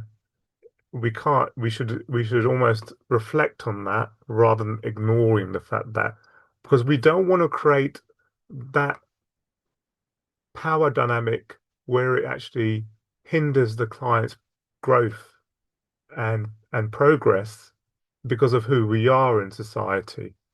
So we want to create a different experience for in that. So if a transgender client is there, we're working with a cisgender therapist, we are cognizant of that hierarchy, the power dynamic. And how might it be for that client to be with someone who's cisgender so that we may need to broach, we may need to raise, or we may need to prove that we are trustworthy in terms of our attunement and empathy towards the client group in that marginalized position. It goes beyond individual empathy because it's reflective of society. So, is there a repair process that you could provide an alternate experience for that client? So, just because you're in a socially privileged position doesn't mean you cannot be reparative in some way in the therapy room. Hopefully, that makes sense. Then I've added this thing called cultural power as well, because your knowledge, the WICKET model talks about knowledge, it talks about communication styles and so on. And therefore, the cultural aspects can be normative and different as well, and marginalized and privileged as well.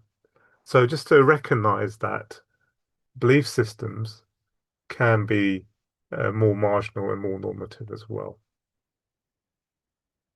Affinity is another important part of that dynamic, and we don't think about this hard enough. We form affinity groups based on similarity. That's our natural tendency. But obviously, the problem with that is in a professional environment, it can create exclusion because the different people are left on their own or to form their own groups. Let's say you've ever seen that in schools where you have the popular kids, you had a certain affinity groups. And affinity, again, is not an issue. It's an issue when it causes exclusion. Because if therapists are attracted to normative people, let's say, that excludes other people, you may enact that by accepting certain clients and not other clients, as an example. But it can also enact itself into student groups and group processes where there's a normative group and there's a there's a sort of this dynamic going on. One of the questions I like to ask is in your friendship group, are you the person that is likely to call out your friendship group for doing something unjust, or are you the one that's going to be the bystander? Especially if the injustice is about a common person that you don't like. Do you see where I'm coming from with that? Because I think that plays into the reflection of who we are as a person. And do we want to develop that further? Do we just go along with stuff? And sometimes we have to go along with stuff because it's very hard to always, try and we could be wrong as well. Of course we can as well. But do you see where I'm coming from? Is that in the group dynamics and in the our lives and in group processes, maybe if we don't like someone, maybe we'll stay quiet and watch the inequality going on. just a reflection. I find it quite a useful reflection of myself, regardless, because inequality and in discrimination isn't about if you like someone or don't like someone. It's about a right for a person to be who they are and still have fair treatment. Yeah. So think about that. So I'm not going to do the group breakout today, but this is something you can reflect on. What is your experience of power in your life? Whenever you felt you've had the most power and whenever you felt powerless? What role, personal status, and cultural, social power do you have? What don't you have? And reflect on those positions and hierarchies across the WICKET model in totality, not only social identities. Yeah.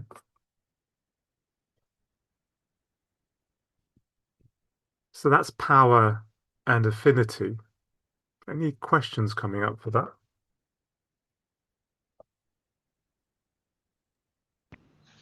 I think for me, it's not a question, it's more a comment, Yeah. particularly within couples dynamic. Yes. And looking at the social aspect of it, if we do have a society that puts certain type of people above others and give them more privilege or more power, this will often leak into the couples dynamic. And I've been looking at interclass couples and how sometimes the partner that comes from a higher middle class, upper class background will often try to uh, impose this to their other partner, telling them to back to school or to get a better job, etc.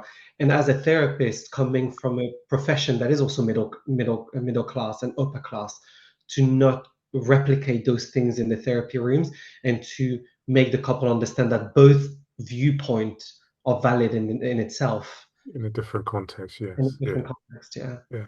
And then gender dynamics comes into it as well, I assume as well. exactly. Yeah. Yeah. And Yeah. not perpetuated in the therapy room because it could be very easy to side with one Yes. another. Hmm. Yeah, and the other issue with it is also this, as you've alluded to, the societal hierarchies of parent families. It's not like it's separate families that's any different. Um, what do you do with that? Because obviously, if they're the norms, and also then different cultural context in a different nation, different country, Hmm. the hierarchies maybe is different or similar in different ways. Class and gender roles may be very different, and Hmm. so on. So the question we don't have to answer it now is, do we make sure whose value system we're applying to the client? So we may apply our own intersectional will to the client, yeah, the power hierarchies, but actually, who are we to say what is right and wrong in power hierarchies? Because actually, it's still a client decision, it's client working. So we just got to be careful of becoming a bit once, I don't know how to say it, sort of making sure we don't analyze it in a way that is based on our own understanding only on that. Yeah. Yeah, and I think where I'm finding the middle ground is like if it is an issue for the client, because Yes. some clients might feel very okay with that power Yeah. dynamic and they Yeah. have no issues with it. But if they come to therapy presenting it as an issue, then it's something to maybe Yes. Yeah, exactly. And then what comes to mind is also safeguarding. We know about safeguarding. Mhm. And also to go back to the reference point, power and hierarchies are inherent. It doesn't mean they're wrong or abusive. Just because there's a power imbalance. For example, a couple, I think I write about in the book that a couple may be one person's controlling the money, and one, and you could say actually is that a power dynamic? Yes, it's a power dynamic, but it's not abusive because it's a collaborative venture, if you like. So Mhm. it's so you've got to be careful of how we think about hierarchies and be client context led. No, the gender roles as well is that idea, isn't it? Is that it has to be client led rather than applying a singular model Mhm. of that. what is it like for you? What would you like to be different? You know, that sort of open-ended question rather than making a sort of internal, I know you wouldn't say it, but internal interpretation of hierarchies and the roles that we should be playing. Something like that. Any other questions or comments? I don't know if it's controversial, but when I saw that wheel, there's some aspects that I just felt like, where did that come from? It feels like it's a very Western kind of mind, kind of. It brought up feelings for me, like Yeah, a bit annoyance, because I feel like it's a Western concept. It's like, the hierarchy, the white, Asian, and the black, or cis, then it's yeah, lesbian and gays, and then the yeah. what yeah, but I was like, well, I never saw that. And then in terms of I think the racial part was the main thing for me, because I feel like that's from a Western perspective, if you know what I mean. Because also, is it really Western though? Because I feel like, just from lived experience, I think Asians suffer from a lot of racial abuse. I see it from my nieces and nephew. Like, it shocks me because I look white, so I don't experience Yeah, it. But when I see it happen to them when they're with me, I'm like, oh my God, did that just yeah, happen? But at the same, I don't know if you get me, because I've come from a upbringing where I've experienced being white and being marginalized in 1997, just prior, where you got a lot of abuse, verbal abuse, because the UK is leaving Hong Kong, and you get a lot of racial abuse for being white, and like I've In experienced it Hong from Kong, both these say? sides. Did you say? Yeah, yeah, I've experienced Yeah. it from both sides, if you know what Okay. I mean. Okay. I've Yeah. experienced abuse from being part Asian. I've experienced abuse from being part white. I'm not to say that. I just feel like it really is very cultural context as to where you are and the time and the space you are in, where it's safe to be a certain race. So it's just Yeah. not just Yeah. race, but I just Yeah. feel like it's prescribed to us. This is how it is. Um, but I'm sure you've done a Yeah. lot of No. No. No. research on that. You're right to. First of all, you have your experiences, and they may not fit that model. Um, the model is there as a generic European model, Mm, and it does recognize Asians in the middle, by the way, as the racially disadvantaged, and then black at the other outside. But most of it's based on disparities of healthcare, education, criminal right. systems, and Mm, so on. So there is a mm, sort of, although it might not apply equally to every single individual, there's a sort of understanding, for example. But it's also based on not necessarily that men, for example, male people don't have issues. They have their own issues, but they are interconnected in some way as well. But we're talking specifically about in society in general, who gets more advantage from that. Not that the people don't face adversity, but I think that what you're asking is quite a deep question to reflect on. So that's where I'll come from. That's a starting point for it. Is that But is you that did say at the very get-go, right, that every person doesn't mean, like, no matter who you are, doesn't mean that you don't have your own lived experience yes, of, exactly, yeah, exactly, yeah, exactly. And the multinational, multicultural, multi-ethnic, multiracial, these are the in-between things as well, isn't it? That you may not see that transnational migration and the experiences of someone else that has in there. And it's very contextual because, if, for example, multiracial client may have a very, very good experience in their own family system, but others may have had a very poor one because of their being mixed race. So it's always about the client. Yeah. Thanks for that. Plus, while studying therapy, you're always aware everything you're learning is very Eurocentric. Yeah. It's very, yeah, very middle class, yeah. right? So in lots of ways, when we're working in even in this job, that's something we're very aware of. And actually, Elsa, that kind of even the fact that even that came up for you, that will be great insight when you're working with clients, right? Because you will have insight both sides. And this is what we're talking about, knowledge base. This just adds. So the generic model is there because in lots of ways, the theories, all of the stuff that we study, and even in the occupation we are in, is Eurocentric, Yeah. right? So that's one thing we're aware of. That doesn't take away from the lived experiences and the knowledge we bring in. This just helps. And if you can talk about that within group process and your own kind of work, that helps you. That helps you build connection, that gives you insight, that gives you empathy, right? And even sharing that will help others as they've listened to you today. That's the beauty of the work.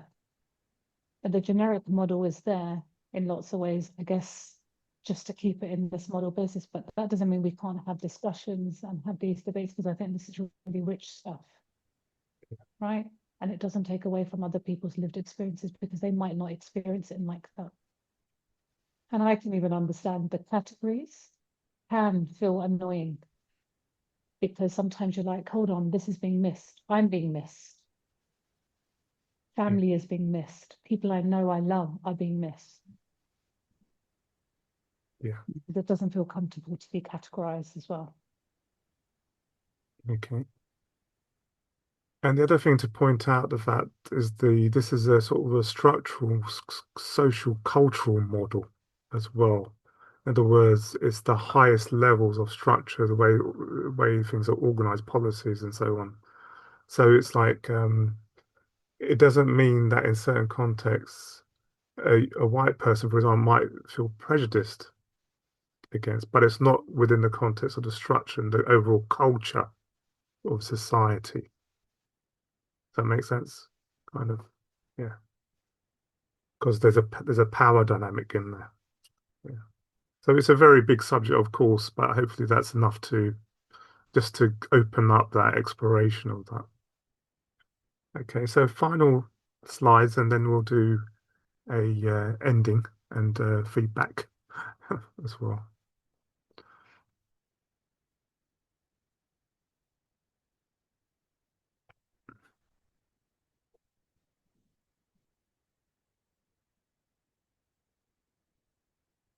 Okay, so one of the other areas we can look at then is this has all been about the WICKET model. So first of all, we looked at the overall model. Then we looked a bit about the social identities, and there's also a context, the WICKET model called context lived as well. So this provides a little framing, a taxonomy of language to think about the context of your life that you're living in.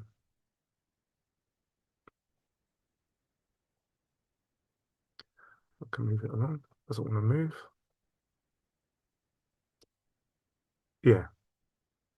So under this model, there is we can think about this model in a number of ways.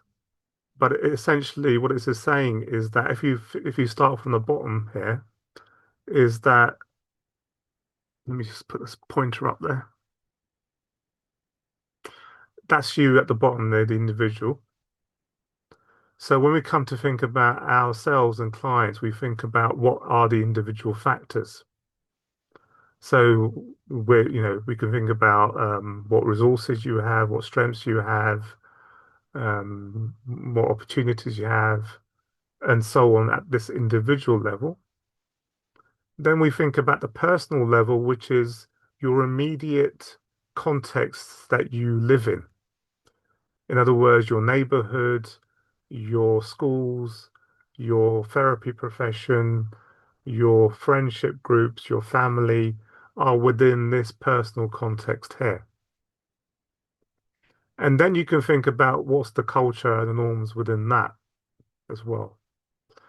And above that, it's like a bit like the Russian dolls idea. You open it up more and more higher. Then you think about what are the indirect connections to those by life.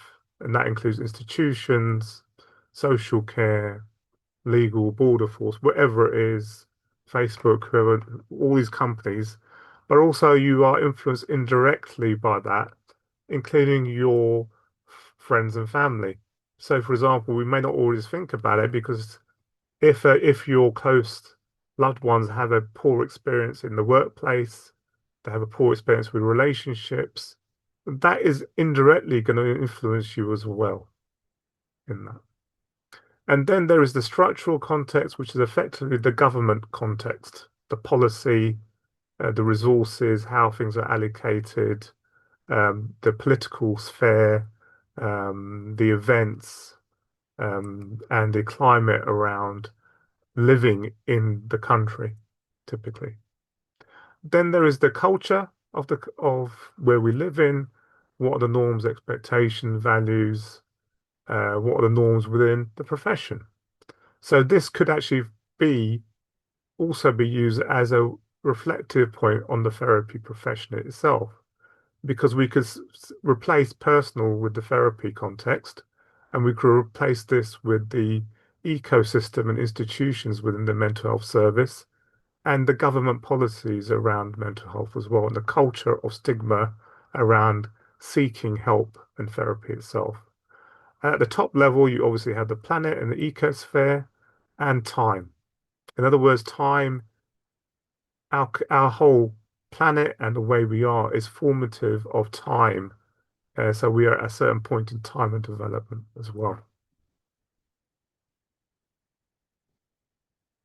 So this is something you can take away to do, but in the reference card you have at the top, you'll see some of the individual context to think about. This is quite a useful thing to think about client work as well, as a sort of just a starting point to think about the clients in supervision.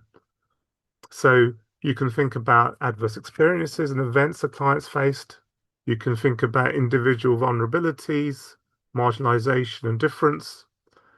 You can think about the relationships, the quality of relationships they have, social determinant factors, including economic, housing, and so on, stresses in the context of society and their personal context with their families, and so on, developmental and resilience factors, physiological and lifestyle factors, and importantly, because we know mental health wise, we can mediate some of the vulnerabilities through social engagement and community, that those factors, including meaning and purpose, can be useful to understand how we buffer adversity as well.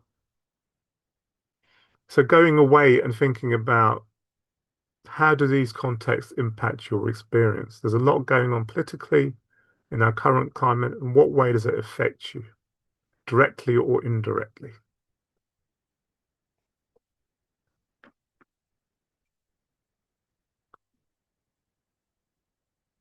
So to end the session then, in conclusion, I would say use the WICKET model and the sub-models as well, because there's sub-models around intersectionality, the sub-model around lived context, to explore all yourself and your client work and all the topics that you will be studying in your courses. Apply the use cases, what is my positionality, you know. But other than that, it's good luck with your studies. If you have any requirements for additional resources, let us know, including CPDs and stuff like that training organizations may require. Please send us feedback. It's important, if you believe in this work, that we can tell as many tutors and training organizations as possible. So that'd be really useful if you'd be able to share that. And of course, then there's the book as well for more information.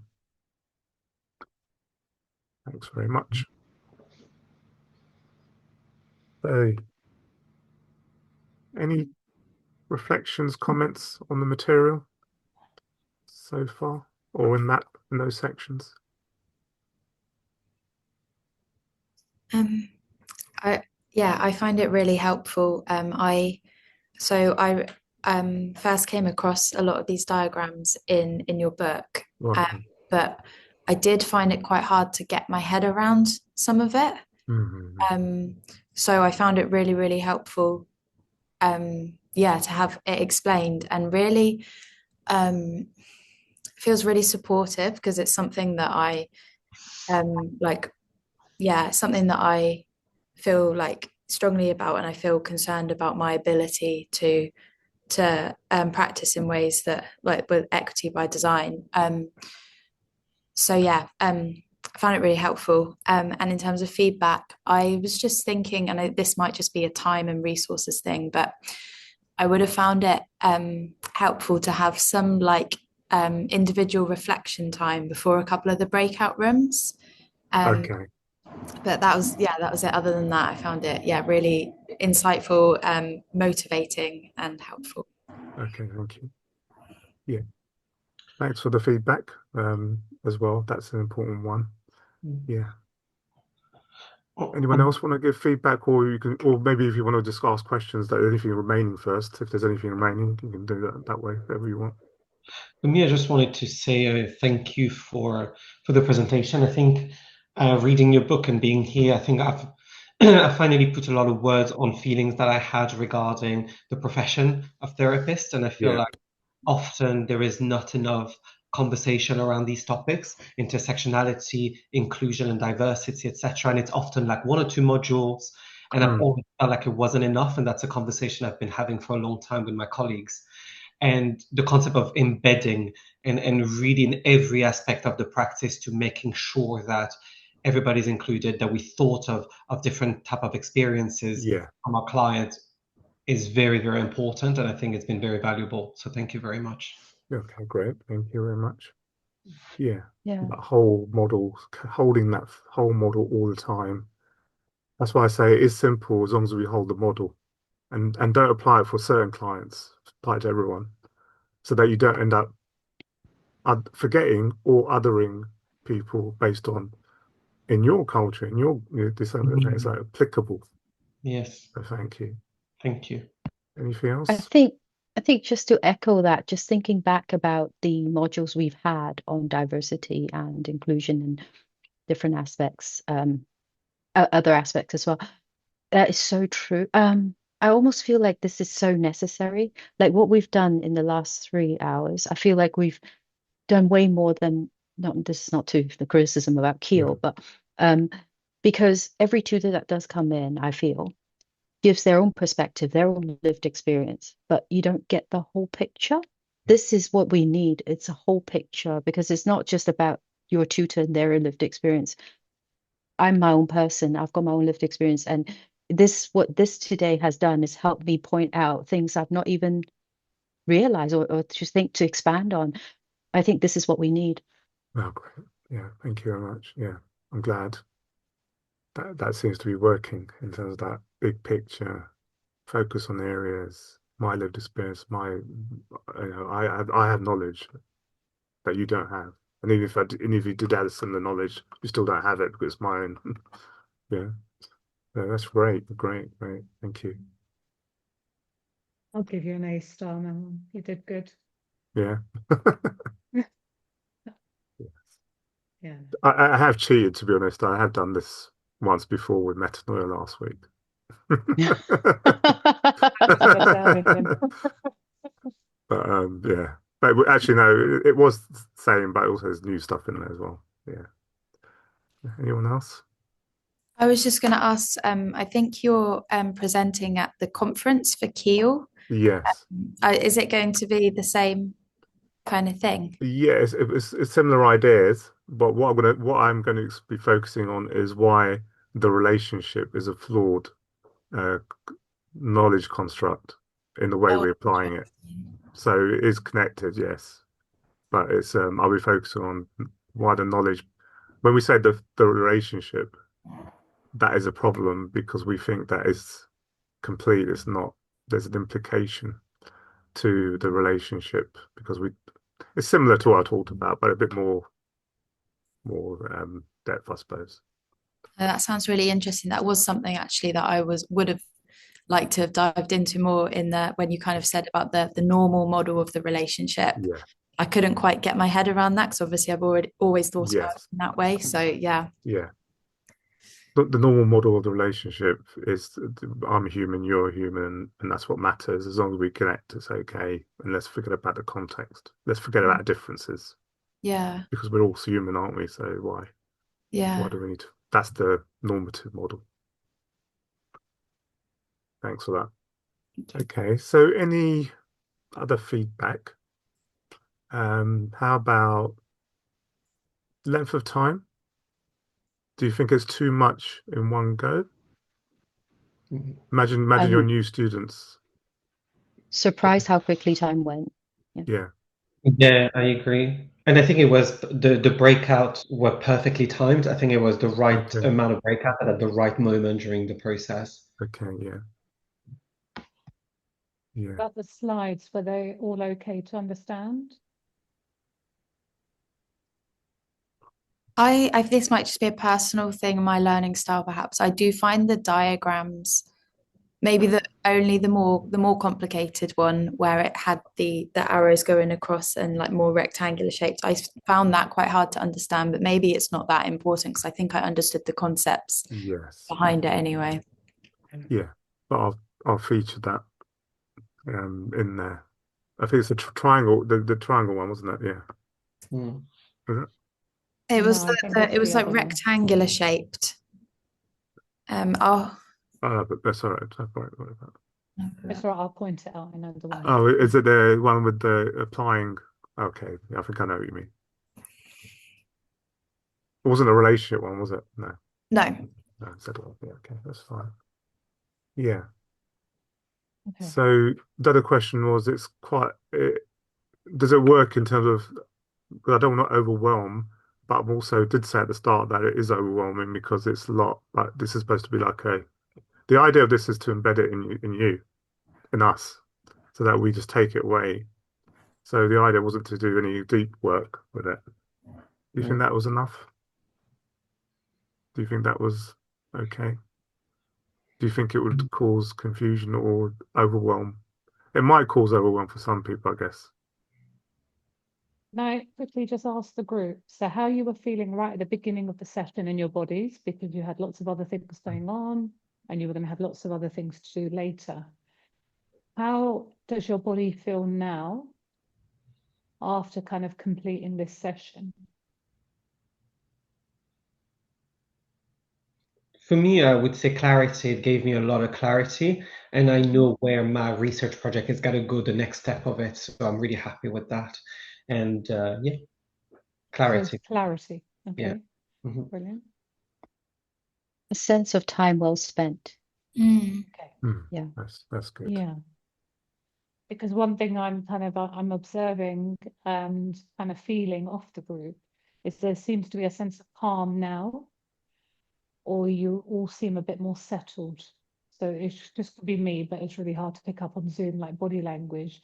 But there seems to be a bit more calmness than right at the beginning, because it could be the unknown as well. You don't know what you're about to get into. I did mention in our breakout group, I did come in feeling rage because I was actually watching live on the Peter Mandelson inquiry and Robbins was giving evidence, and I was just so angry at the how the whole, how corrupt and how let down society is. And I was just came in and sat there. I was like, Mm. Okay. Yeah. Too much. So it's interesting, isn't it, what we bring in to actually what the process has been now. Okay. Okay. That's always a very good thing anyway. It's a positive thing. Yes. Anything else? I'm just thinking if there's anything I want to ask. Yeah, it sounds like it went well. So yeah, I'm quite happy with the feedback so far. Yeah, okay. So I want to thank you, obviously, for coming today and being a bit of a test subject as well. But at least you may be able to say, okay, one day that you were there at the start. Yeah. So really, thanks for doing that. And if you do like it, to spread the word if you can, because this is an advocacy project. We're trying to change, and we can't do anything Mhm. without telling other buying. people about it. Yeah. Okay. Yeah. Yeah. Thanks very much. And I'll send you the slides as well. And anything you need, website, or you can email, let us know. Templates. Solomon gave you feedback as well, by the way, in the Sorry? chat. Oh, yeah, I didn't see it. Yeah. Yeah, great. Thanks, Oliver. Yeah, I'll send the slides as well. Yeah. Okay, everyone, we finished on a good time as well. Thanks for Lovely change. meeting you all. It was great meeting you all. Thank you very much. Thank you. Bye. Thank Bye, you. Matteo. Bye, Jade. Good Bye, luck with Elsa. your Lovely to meet you all. courses. Thank you so Bye. much. Thank Bye. you. Thanks, Solomon. Bye.